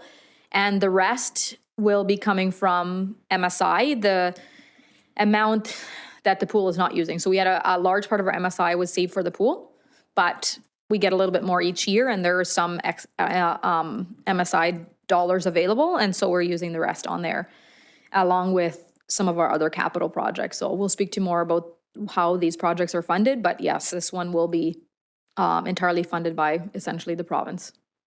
Great. Did you have another question, Colin? Yeah, no, just the point I was gonna make there is there's no necessarily tax dollars going towards this. This is all funded through other means. That's right. Excuse me. So for Elvira, I saw some emails going around for submitting an application for funding of this project, and that is through a third party who is sitting in Ontario, and they are going to give us a call tomorrow. And that is a STIP funding, and they will submit application on behalf of us. So they were asking all sorts of reports, whether you have done all these assessments and things like that. And their deadline is 30th of November. So we'll see, we'll have more information. So if we get another grant for it, that's for this project specifically, then we can look at spending the gas tax funds on other projects. And relieve the operating impact on this year's, which would be great. So we're never not looking for grants, you know, we're gonna take all the grants we can. So we'd put aside the gas tax for a few years because we knew this was coming up and it was gonna be a fairly expensive fix. So we had been saving that, but we can use that on a fairly extensive list of other items. So we are working on that as well. I know last year there was a granting for bioswales, right? And that's when we talked about before that study come, how it would slow when the water's coming down just to have that vegetation there. And then there'd be a little bit of curvature there. So it would just slow it a little bit. So then when it came to, I think, 50th and 43rd, it wouldn't be pooling there like it had in the past. And that's, again, where we had the study and saying that the bioswales wouldn't make a difference and da-da-da-da-da. But I just wondered if he still didn't incorporate a few here and there that you got a little bit extra grant money, right? Yeah. That was ISL that did that stuff, that design work? The design work? No, I don't think it was. Because I just. I have to bring it up. I noticed that we seem to not be able to find stuff, old studies, old designs, all that kind of stuff. So I just say, if you know who did the design, go to the engineering company and say, give me everything you got. In fact, I'd go to ISL and I'd tell them to give you the 50 volumes of stuff that they produced over the last couple of decades for us. Put it away somewhere so you can always find it. That's right. I did find it and send it, I did send it to our past general manager. So I could find it again and send it. Sure.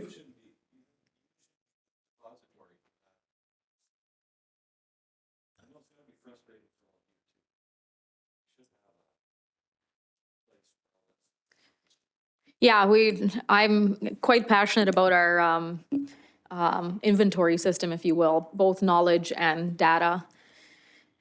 So I'm hoping to take some courses next year on how smaller municipalities deal with some of the inefficiencies when it comes to turnover, because it can be really frustrating, but it's not that we can't, you know, there are steps we can take right now to improve that, and we are taking active steps. So we're hoping that this is not going to be an issue going forward. So, yeah. Yeah, we should Yeah. have database of all the studies done and. We should. The missing files. Okay, any other questions on this project? It sounds like this project will be funded through other means, which is great, because I know it's been one that's been put on hold for several years, so it'll be nice, and I think the community will be excited to see it finally get paved and completed as well. Okay, wonderful. If there's no other questions, we'll keep plugging away, and we'll move to 56th Avenue paving. All right, so this is a project for paving of a gravel road to enhance the residential area in this location. And the project cost is around $404,000 approximately. Oh, this was the other addition we had this morning. Yes.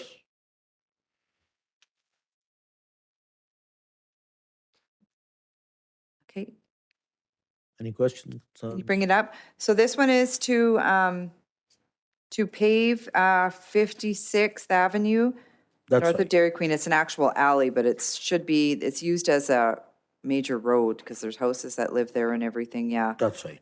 yeah. And it's kind of a unique, one of the most unique areas in town, because I don't think there's another area that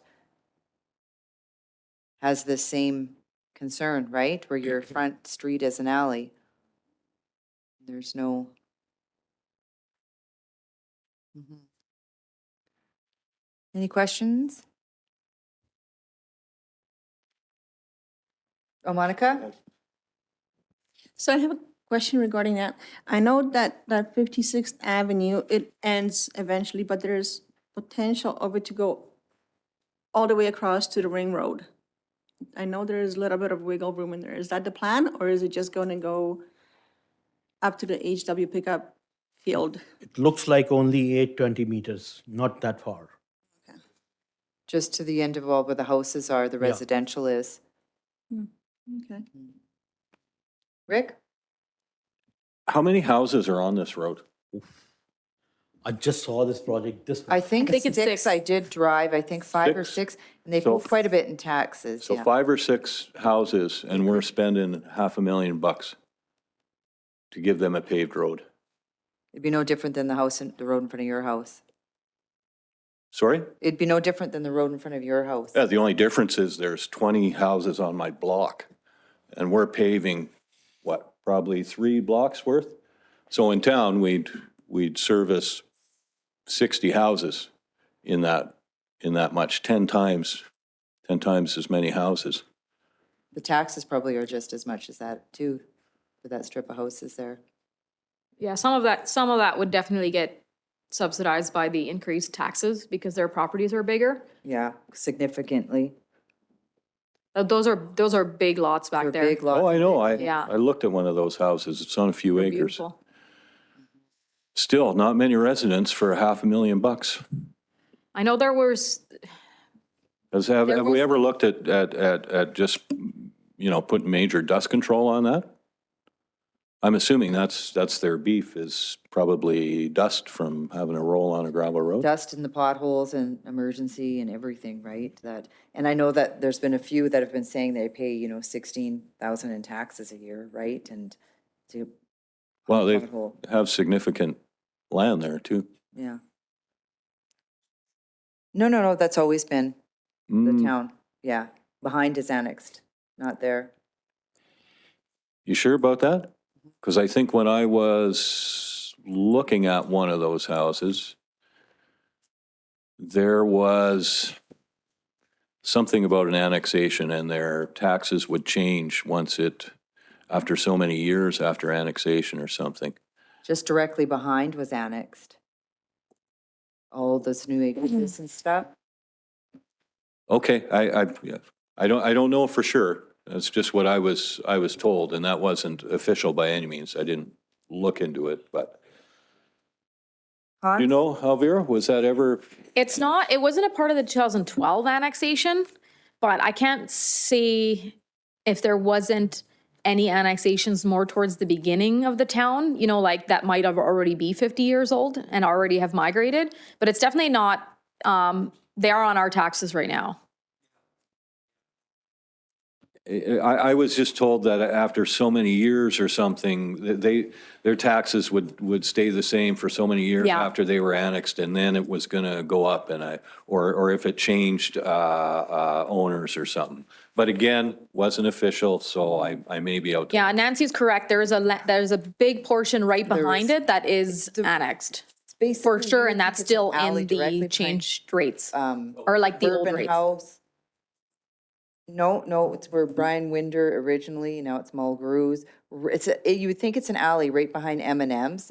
It's like, it would be your front street, but it's an alley to M&M's, to the Fusion Plate, to Pizza, that Safari, all there. It's an alley, but it's not an alley, it's their front street, right?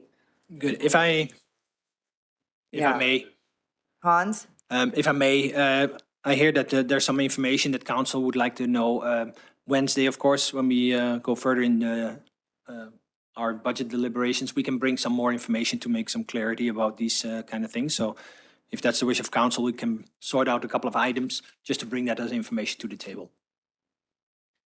Tom?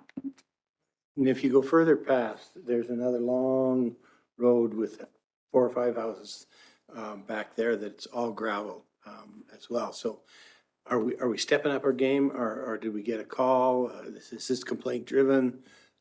Where did it come from? I had several calls from the people that live there that started last year, I think.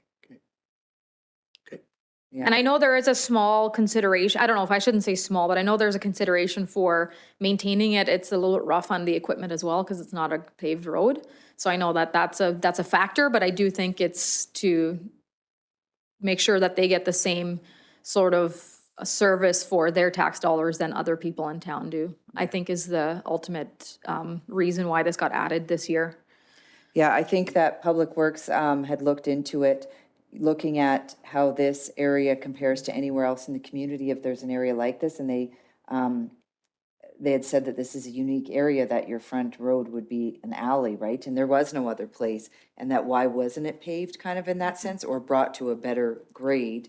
Because they do pay quite a bit in taxes, and it is, you know, even when snow removal, everything down there is just not, right? Hasn't been kept to the standard of any other street in town. So you would question of, yeah, why wouldn't it be? Even though it's an alley to the businesses, it's still a main street in the front road to residents that live in our community, right? And it would be if, like, the road in front of your house. There's not as many houses as Rick's, but if that was dirt and gravel and potholes, right? Yep, fair enough. That's, Yeah. I just know that the next housing development beyond that is all gravel as well, right? So be prepared. Colin, do you have a question? Yeah, I just did a quick peek at the taxes here, and they don't really, pay real exorbitant taxes there. For a 3-acre parcel there, it's a shade under $4,000. So, I mean, I think to Rick's point there, I mean, we're not collecting a whole ton there for 7 people. And, the usage is quite low. So I think in terms of, bang for the buck, I don't know if that's the best place to be, shoving that kind of money. Phil? That was part of my question also. Is there potential for further development there? No? So you're not going to see any more homes in that area? I don't believe so. I just drove down that earlier this week because I was unfamiliar with the area, and there's 4 or 5 or 6 houses that are fairly big lots, and in order for further developments, they would have to subdivide it, and I don't know that they're big enough for that. So there's no, the road is just from Dairy Queen to the end of that 6th house. Like beyond that, there's some land I don't know about back there, but we're not paving any further. So yeah, so this road that we're talking about here to this distance, I don't think there would be any further development on that would benefit this road. Monica? So I walked that alley quite a lot with my dog. So that back alley ends, and then there's a field that I think they grow some hay or whatever on it, that borders the Northview Pond, and then it continues on to the Northview Estates. And just past the Northview Estates, it used to be a lease road, and now it's cleared. That's why I was asking if there's a potential of it going all the way through across to the ring road, but Either to the ring road or to that Northview Gardens, because there is that somehow. road that goes out. Exactly, yeah. Yeah, I think that was, I have to look and see if this area structure plan, if that is part of it, right? Future there. Yeah, I'm not sure. It's Yeah, Rick? kind of pointless to have a road go nowhere. Just pave it for the 200 meters and have a blockade. I mean, Yeah, like, right? It's, yeah. the only people who'd use that road are those few residents. It's not like it goes through and can be used by additional people. And to punch it all the way through to the ring road, boy, that's probably 4 times the length of the existing road, something like that. So if we're looking at whatever we're looking at for this thing, what are we looking at? 484, so yeah, there's a couple $1 million to, at least, because there's no structure there. It cost us $2.5 million to punch it through to the ring road anyway. Yeah. Yeah, and what is the shape of the road? Like, how does it reflect for emergency services going down since there isn't? I'm just trying to think for hydrants. Is there hydrants there? Is there the condition of the road if there was an emergency? Could it be brought to a better grade, just below grading or something, or below paving?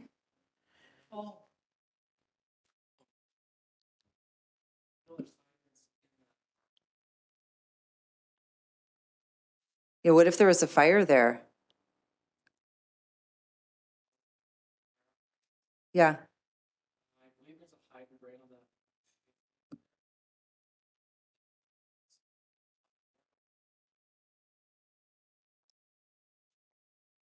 Through? Mhm. And what would be a grade below paving that could bring that road up to a better spec? Just build a solid road with a proper geometry, and as Mr. Evans said, that we can do, if dust control is an issue, then maybe we can use some products out there. Maybe we can use oil. Maybe some. Yeah, soil stabilization, similar to dust control, but you work it in deeper, so it gives the top few inches of the gravel road a solid surface and controls the dust as well. Elvira? I was just going to say that I do know that there was a specific reason why this got added to this listing, and I know it had to do with an increase in customers calling in. I just don't know the details around it, so I'm gonna check back in with Rob first thing on Wednesday morning and make sure that we can come back to this discussion before we do deliberations on Wednesday. So we have more information as to what the reasons for it is, and then we can talk about maybe alternatives as well, and I can get more information on the annexation part. I don't believe that they're annexed. I think that they're just assessed lower per acre than perhaps like River Ravine or other acreage type buildings, and part of it might be because of the road. I don't know. So I will get more information so that we can come back and have grounds to actually deliberate on. Sure, that'd be great. Bill? When you're talking 484,000, is that including curb and gutter? No, that doesn't include. And the reason I ask is because, like I said, I was just at RMA and they quoted 200,000 per kilometer. So this seems pretty expensive. Travis Taves did, actually. 200,000 per kilometer of paving? Yeah, Only paving. for road building. That's a pretty good price. I'm just saying, Yeah. that's what he quoted. And that also depends how wide the road is. Is it 8 meter, 10 meter? I have to see. Honestly, I haven't seen the location. This estimate is based on 8 meter, 9 meter, or 10 meter. I don't know, and there are many unknowns here. But it does say that there are no curbs included. Otherwise, the price would have been. So they are saying this estimate is based on 2,460 tons of asphalt, and they are providing 5 inches, which is quite too much. 125 millimeter of asphalt thickness, which is too much, and 10 meters wide. So in reality, this can be, you're right, about maybe half of it. Half of the price. It can be done in 200,000. You could build the road up and do like a skin patch or whatever they call it on that road? No, if we were to, well, it depends on how bad the road is. If we need to have a base work done, how bad the geometry is, how much do we have to import material from outside? We have to see the structure of the existing structure of the road. Is it all black dirt in it? Or, all these things have to be looked at. Then design for a certain amount of loading and design for a certain amount of vehicles and the speed. Do we want to design it for 80 kilometers an hour, or we want to design it for 60 kilometers an hour? That whole thing can change the cost. Amila? I was just going to ask, we are looking at, non-paved road. There are few in our community. Maybe we need to look at as a whole and, get the information so we know what we are looking at. Sorry, I didn't get. We have to look for other non-paved Yeah, road. there's 56th Ave and there's 57th Ave. There's other as well, in and around the town. So just so we know how many unpaved roads do we have, and then we can get a better idea of how we can, stage by stage get this done, right? And Yeah. what can we be doing?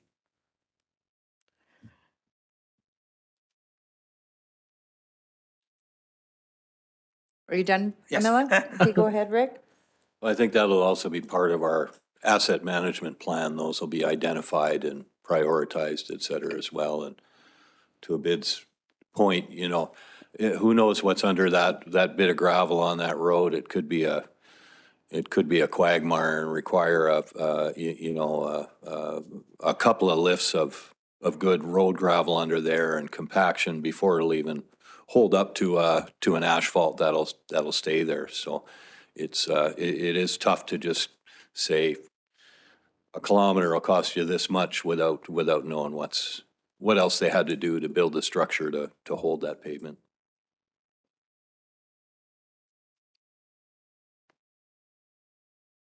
I think this is our It rough all estimate. depends on what's underneath there. Like Abid said, if it's all black dirt, you got to pull all that black dirt out of there and replace it with good clay. You got to compact that clay, then you got to put a base of gravel on top that'll support that asphalt so it doesn't break up as soon as a heavy truck goes on there, and then you pave it. So there's a few more pieces to the puzzle. You can get a rough estimate, sure. You can say this is about what it costs, but until you open it up, you never really know. Yeah, fair enough. Thank you, Rick. Okay, Abid? Yeah, thank you, Madam Chair. Just to add on what Councillor Evans said, before COVID, so now there was a BC, now we have another BC before COVID. So before COVID,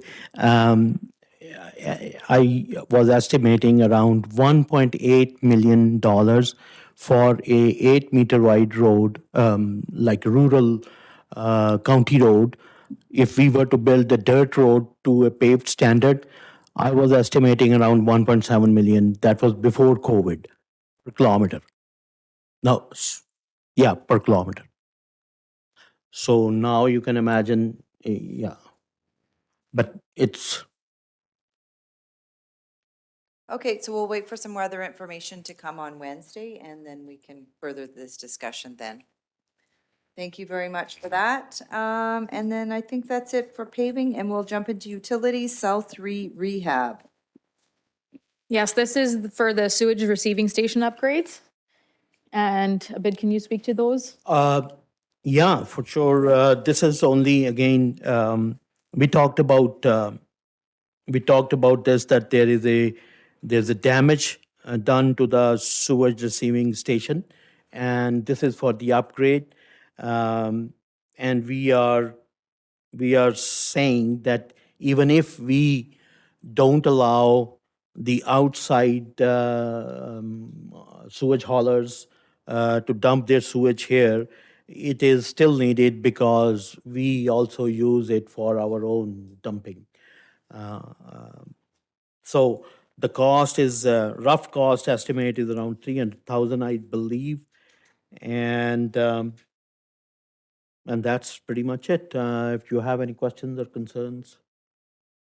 Perfect, and this is a picture of it here. That's right. So I look at this and I think our floating gazebo is significantly cheaper. Couldn't we just put the same thing on here for a little less money? Yeah, looks like it is on a higher side. The cost is. Would you not agree, Rick? Any questions for Abid? Yes, go ahead, Rick. If we stop accepting external sewage, how many loads of sewage do you think we're going to see a year in there that's generated from our own stuff?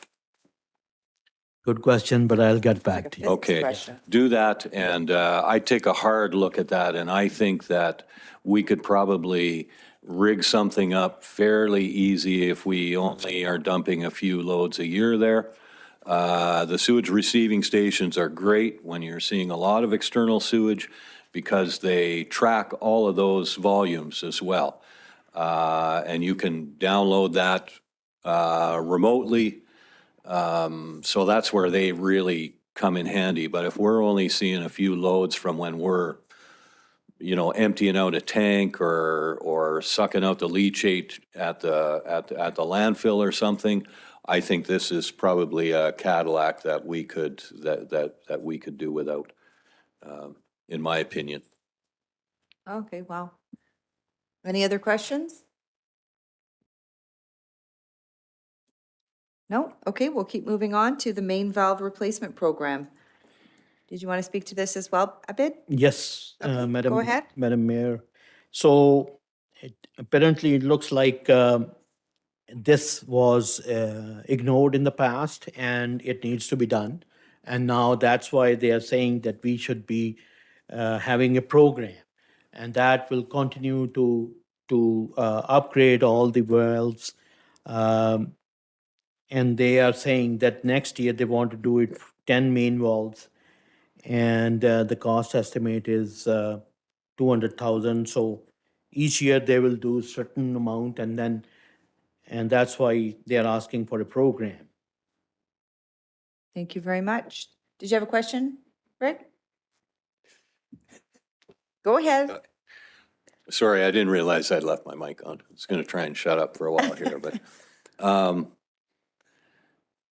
yeah, main valve replacement program is to me a good idea. They'll go around, they'll work all the valves and they'll identify which ones are shot. Some will work if they're wide open, but the packing wears out in them, and it's good to keep on top of it because when you need it, when you get in a water break and you need to shut off that valve, that's the time when you'll find out the thing doesn't work, and you'll have to go another few blocks and shut off more people to do a repair. But it's just it's good maintenance, and I'm glad to see that we're working all the valves now and looking at replacing them as they go.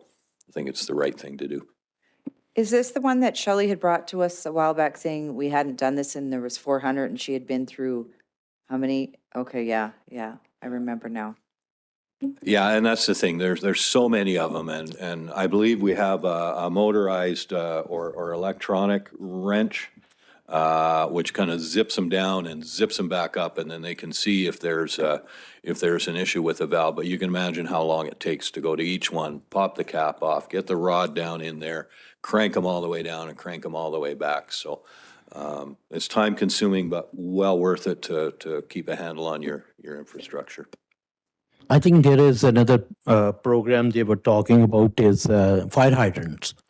Oh, maybe that's the. That's yeah, Oh, yeah. Both of them, yeah. okay, yeah, both of them need to be done, and we weren't doing. The fire hydrants, that was when we hadn't done, there was 400 and some of those, That's right. 485, and we'd only been through half. But Rick's saying, yeah, these are both programs that we need to make sure we're keeping on top of and doing the maintenance and replacement. Yeah, I can see your arm waving, I'm still talking though. Anybody else? Bill? That's actually a question for, what's that program where they were talking about, is it called reducers or something, so that we could hook up our main line? Do you know what I mean? Pressure reducing valves. Yes, Yeah. Pressure they're reducing working valve. on it. Is that being done? That is being done. I think that Is that that's a already good. budgeted? Yes. The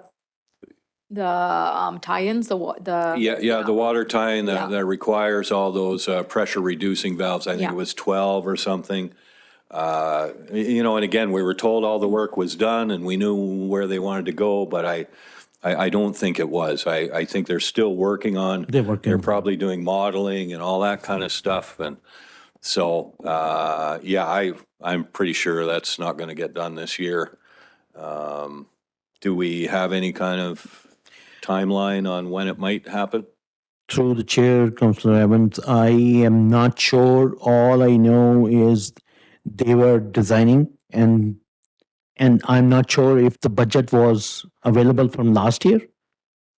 Yeah, it's a project, it's on our current 2022 capital budget. Oh, okay, then that's Actually, good. it was approved in 2021 Okay, and carried into 2022, so it'll carry another time if it doesn't get completed. But if we don't need any extra funds, we don't have to address it at this deliberation. at this Yeah. point, yes. Okay, one other question, does that include tying into our current system then? I think so, yeah. From my understanding, it was doing that, yeah.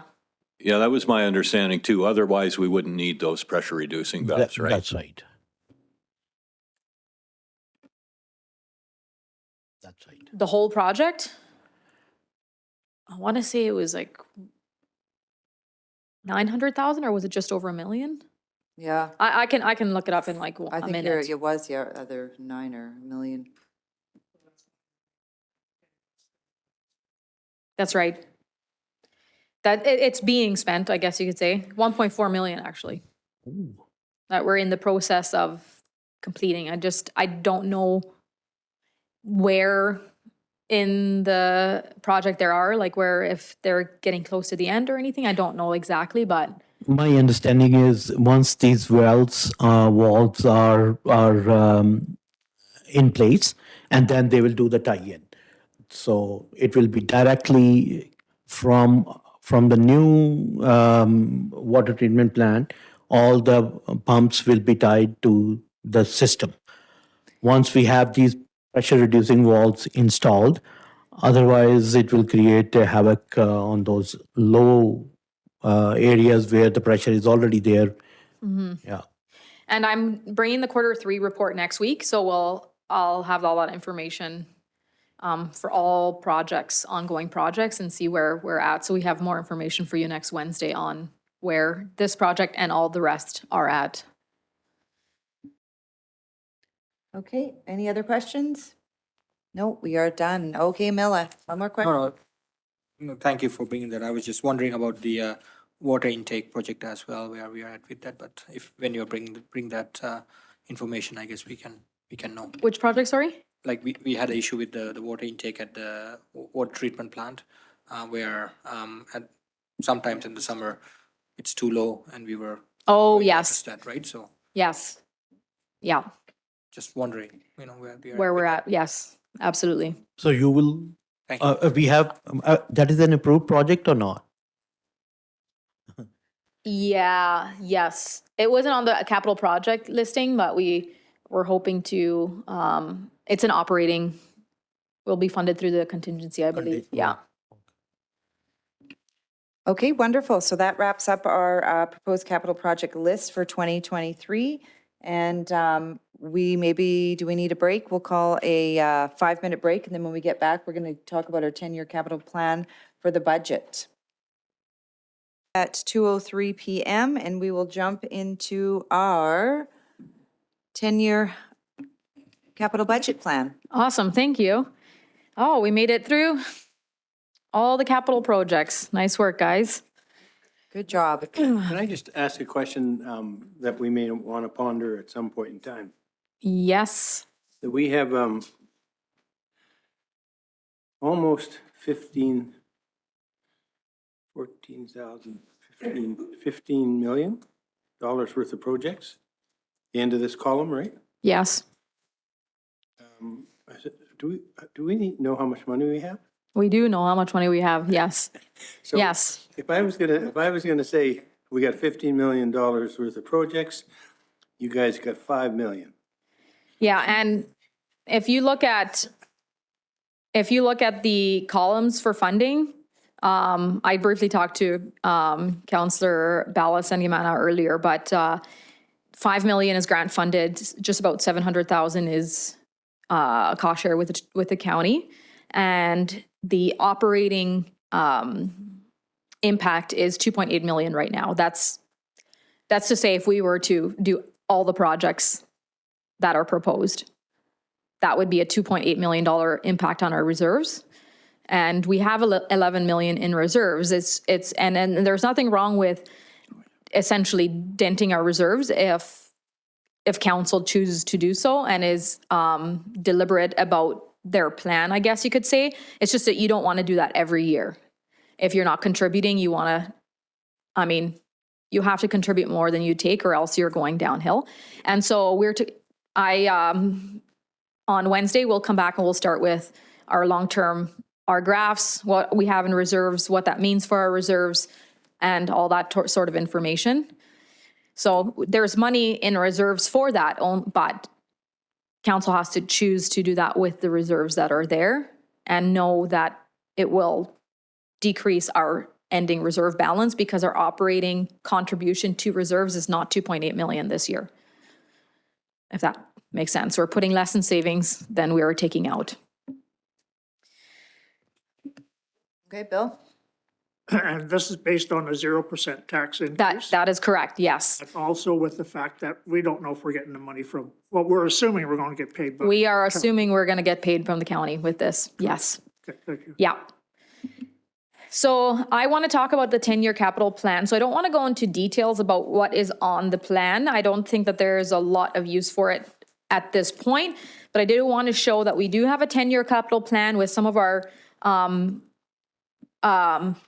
annual amounts that we know, that projects that we know happen every year, and some of the bigger ones that are coming up, like the South Sanitary Trunk or the Sanitary Trunk, various parts of it. We have fire truck replacement program on there, Parks and Recreation, and all the sort of the projects that we know happen every year. We do have that on our capital plan. The thing that's sort of missing from our capital plan is a good priority rating. And so in this next year, what we're going to do is every department will submit their own 10-year capital plan to me, and we'll compile them. Because what tends to happen is one person puts something on the list at some point, and then we get to that year and we're like, well, we'll push it. And then things kind of get shuffled around. So every department will submit a new 10-year capital plan. And then as a general manager or SLT team, we are going to rate them all against the exact same criteria, our matrix that we have created. And so we have an accurate rating system for every project from 2023, 24, all the way down for 10 years. And then as our asset management program comes along, we're going to extend that out to 50, 20, 25, and 50 years going forward. So I just wanted to highlight that. You guys can look over and see what is on there. You know, we have Omniplex replacements, at least some money there. We have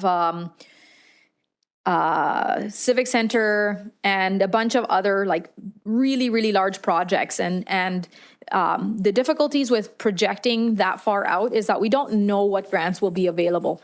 We do know that there are certain projects that often have grants available, and so we do budget for some grants because we know the only way to do some of these projects is by grant, dependent on grants.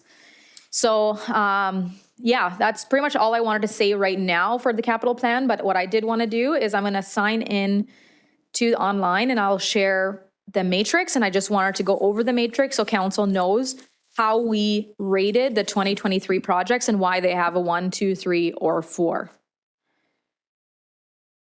So give me 1 minute.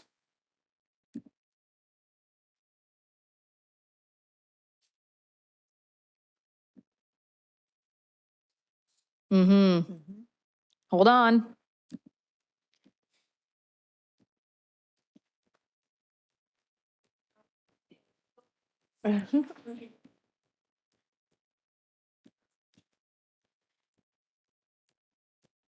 Okay.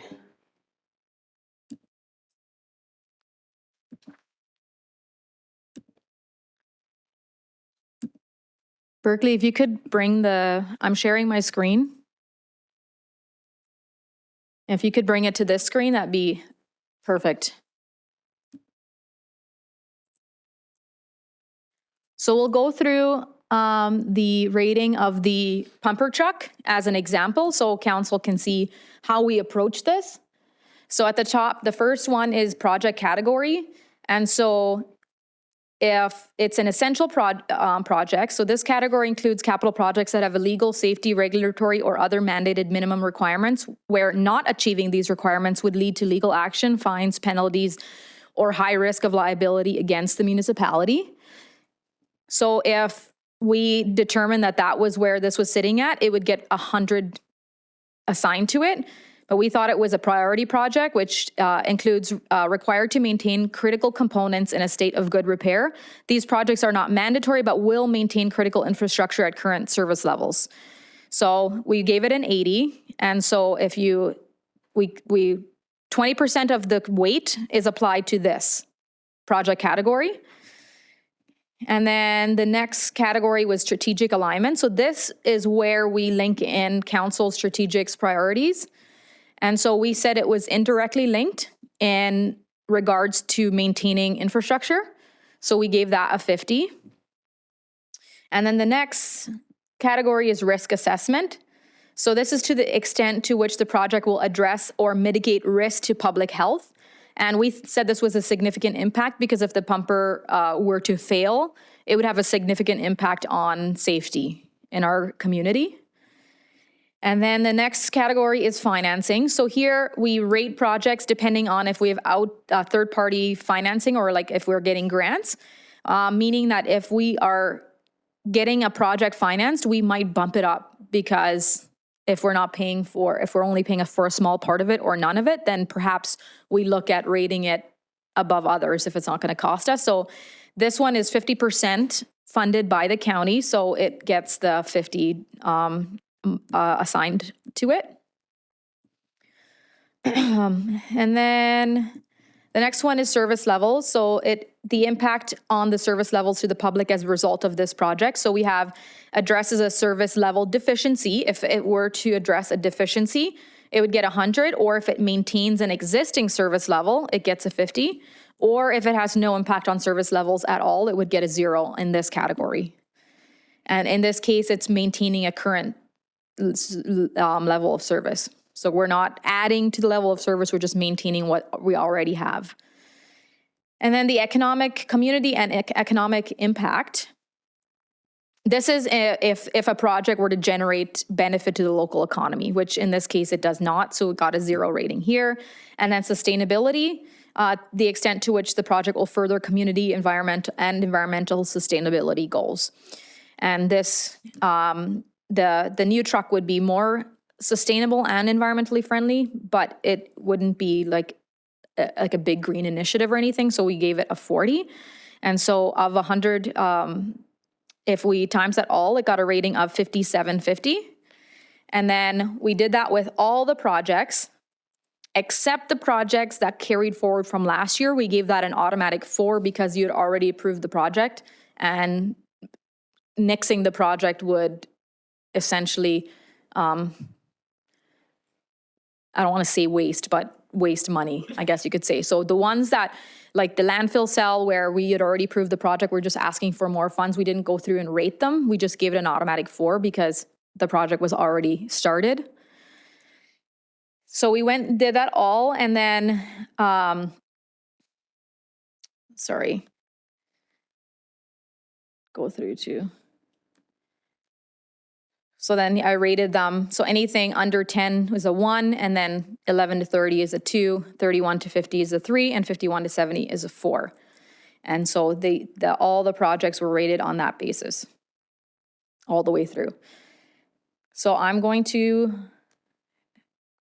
go back here and see if you guys have any questions, or if you think there's anything else that we should rate a project against that would be helpful or useful to council.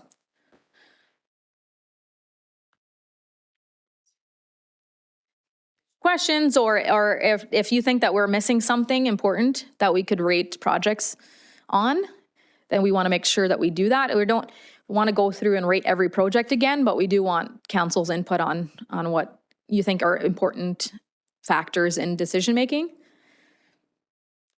If there's anything that you can think of, but yeah, this is the matrix. So what you're saying is that if you have something rated as a 2 and we feel it should be a 1, or it could be a 1, is that what you're asking for? Well, I think it's important to go through these elements of it and only rate it if it actually rates it, or like, it doesn't mean that council can't choose to do a project that is rated at a level 2 or a level 3. But the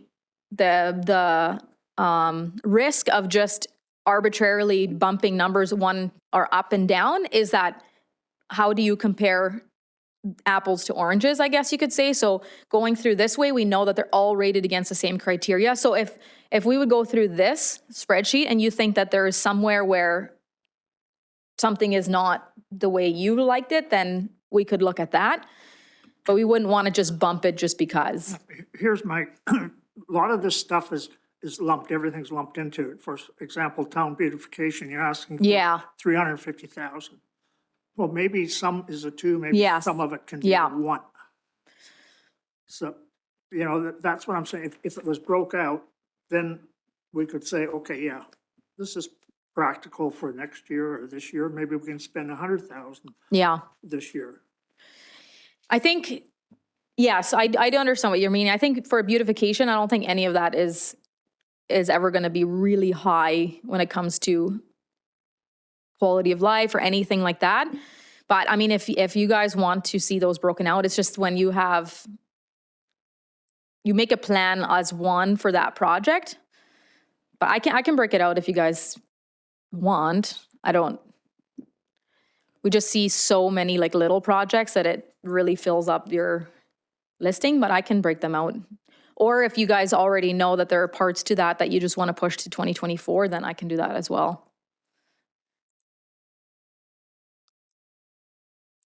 I know you had mentioned the streetlights, separating the streetlights out. The trail system? Yeah, which is fairly simple. I can do that for sure. I mean, won't the projects be decided whether they're going to go forward or not, period, in 2023? Like, so I'm just wondering if the priority number or the rating is really going to matter. Isn't it going to be just a yes or a no? Yeah, so if the rating is important, I guess you guys can see how these are rated and then decide, but that doesn't mean that you can't move a project forward that's rated a 2 if you want to. Yeah. Yeah. Rick? Yeah, I think the town beautification in particular is, yeah, you're right. It's full of bits and pieces that we've kind of push to administration, lights here, the steel signs and bits and pieces. But when you look at the rest of the list there, Bill, it's they're pretty specific. So I don't know. I wouldn't have a problem with the final, when we go to the final yay or nay, maybe having it explained, this is what those projects are. And if there's one that we think is maybe not suitable at that point in time, we can kick it out. But I don't know if we need to spend a lot of time making six different projects at 40,000 apiece or whatever. I guess what I'm saying is, yeah, that particular one is about the only one that's a package of stuff. And yeah, to an extent, but I think before we know the other pieces of the Park Valley Pool plan, it's pretty straightforward what we got to cover to basically keep the building ready to do something with. It's just that when we're spending ratepayer dollars, I'd like to be a little more concrete, firmed up, not an open-end contract that you can just go spend, because we said you can spend $350,000. So I think before our final okay on this, we could see a list of what that's made of. In case something jumps out at us like, oh yeah, we thought about that, but it's really not feasible. Sure.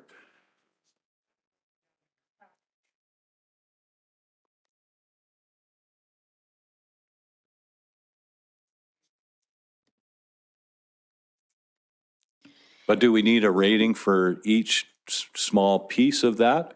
Or would you be satisfied with just a list of here's what's within that?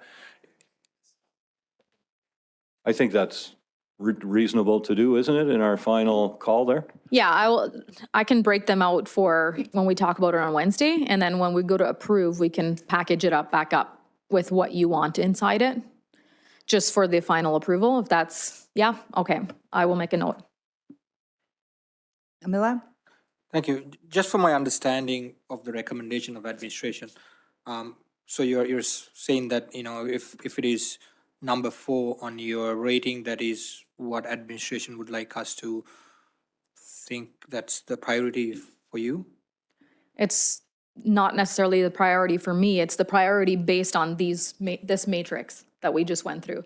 Right. So That's what I'm if a asking. project, yeah, I mean, the reason we have a matrix is so that it's not, if somebody that's really good at selling something doesn't get priority over somebody that might not be so good at selling something to council. This is a way for you to see that everyone agreed that where they fell in these specific criteria, and then I calculate an amount and that's the priority where it sits. So the priority is based on those. Right, yeah, the reason that I'm asking, in the end, it would be nice to do all of this, but highly unlikely that we can't do that, right? So then we have to pick and choose. Whittle them down, yeah. Right, so, Yeah. Yeah, if there were all 4, then you would be in trouble, I think. right.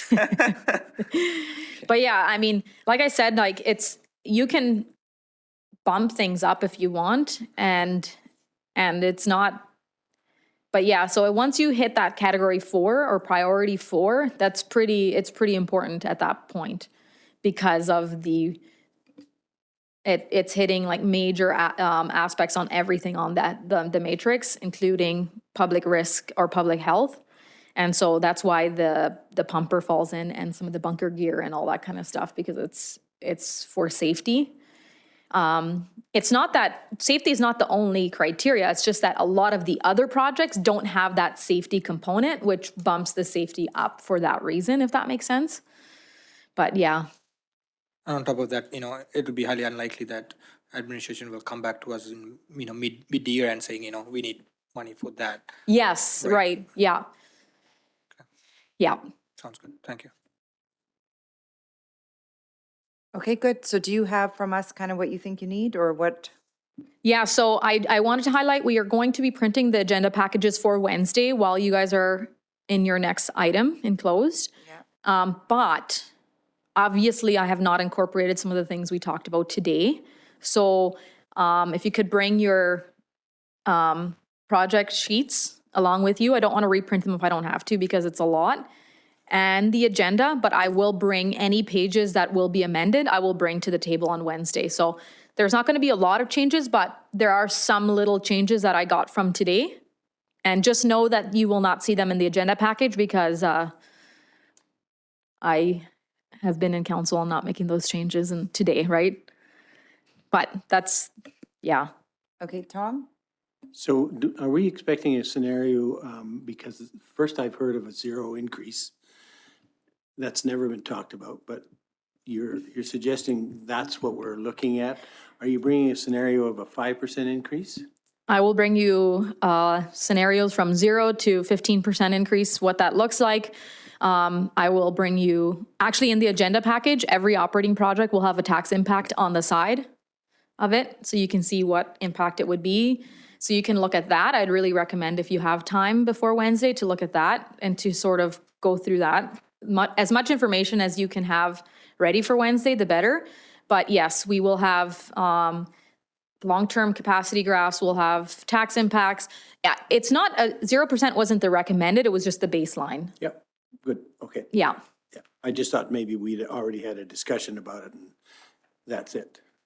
No, I don't think we're there yet. Okay, thanks. Okay, and then what if somebody had a wish list item that they felt wasn't on here? Yeah, that was too late. Just throwing it out there. Yeah, I mean, we can make our best efforts. We can make our best efforts, but it depends on how much information needs to be gathered surrounding that project. I know a month ago, or maybe a little over a month ago, when we talked about it in a planning meeting and everyone threw out their requests, we made sure to go back and bring most of those items here for your consideration. So I'm hoping there's nothing missing, but of course, let me know if there is something missing that you guys One question, wanted to see. sorry. Yeah, sure. Monica, did you want to add? No? Okay, Bill? So those projects that were canceled last year, Yes, did that money go into reserve? So that's where that money's sitting? that's correct. So which project specifically? Or the purchase of land and so on? Yeah,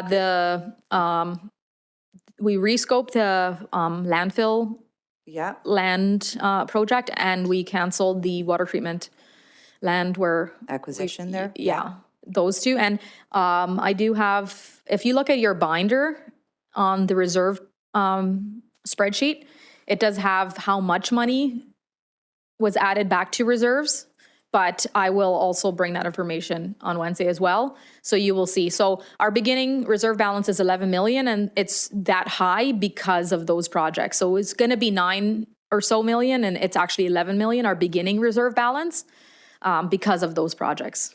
Yeah. Mila? Thank you.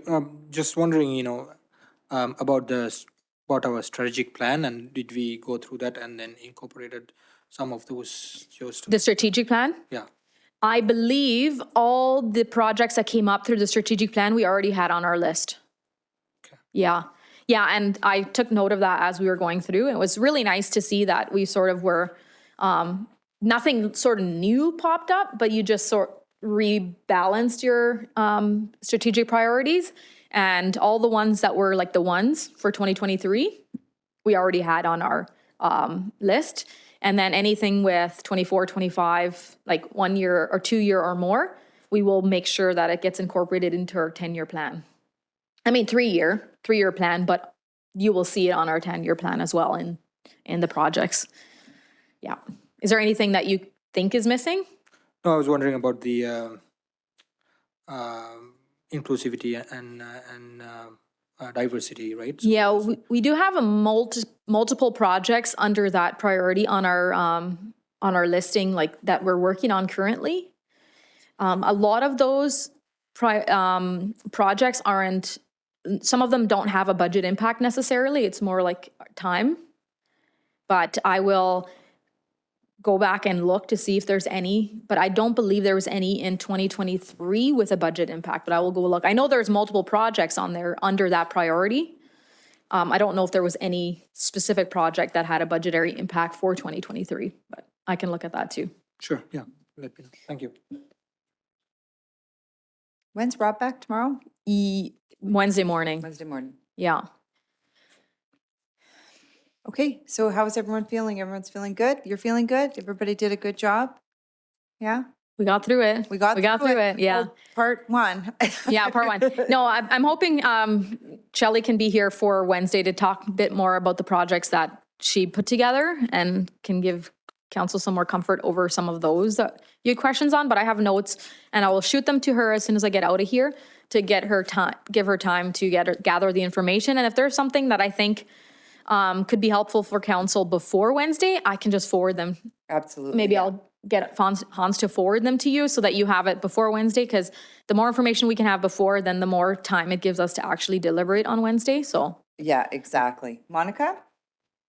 I wasn't here at the last meeting, so I don't have the printout of all the specific projects and stuff. If I can get one. Yes, I'll have it printed, and then before you leave here, if you could just come to my office. Okay. Or if I'm not there, I'll get Pam to print the listings, Okay, thank you. the operating listings, yeah, I'll get that for you. Okay, so that, we have all that though. 'cause Yes, that's in this one. yeah. Are you giving us a new package or did we bring this Wednesday? I'll give you a new package with updated reserve details and stuff, but I'm not bringing The new addition? the listings. Yeah. Because And this? anything that doesn't change, I'm not reprinting, so bring the listings. Okay, I don't so have those bring- listings. Sorry, yeah. These were the new handouts today. Yeah, I have those couple ones, but I don't have. Oh, yeah, you might have. Were you gone last week too? No? I just missed that one Friday meeting. Yes. That's when we talked about it. So, Oh, okay, I will make sure. oh, okay. I will make sure you guys get them then. Okay, thank you. So just the ones you handed out today? So if you guys could just bring all the sheets for all of them, that'd be For great. everything. Okay, I'll bring my whole list. Okay. So for everybody that was here who has their list, bring. And if you are missing them, just shoot me an email and I will get them printed for whomever isn't here. I just don't want to print for everyone Yeah, and if you don't repeat have to. printing if we don't have to is all. Okay, yeah. So if you have yours, bring it. If you don't, then let Elvira know or swing by her office. Okay, so we are good. Everything is good. Come prepared on Wednesday. It's going to be a long day, so lots of thinking and deciding. So kind of have your decision hats on that day and come prepared, please. And if that is everything, then I believe we are done with our capital project. I'm just going to pull up the agenda here. We are done with the proposed capital project listing and the 10-year capital plan, and we will then move into our closed session, 4.3, section 16. And I think I'm just requiring Colin to stay online. He is, and then Hans and the rest of council. Can I get a member of council to please move us into closed? Councillor Gamana? Everyone in favor? That is carried.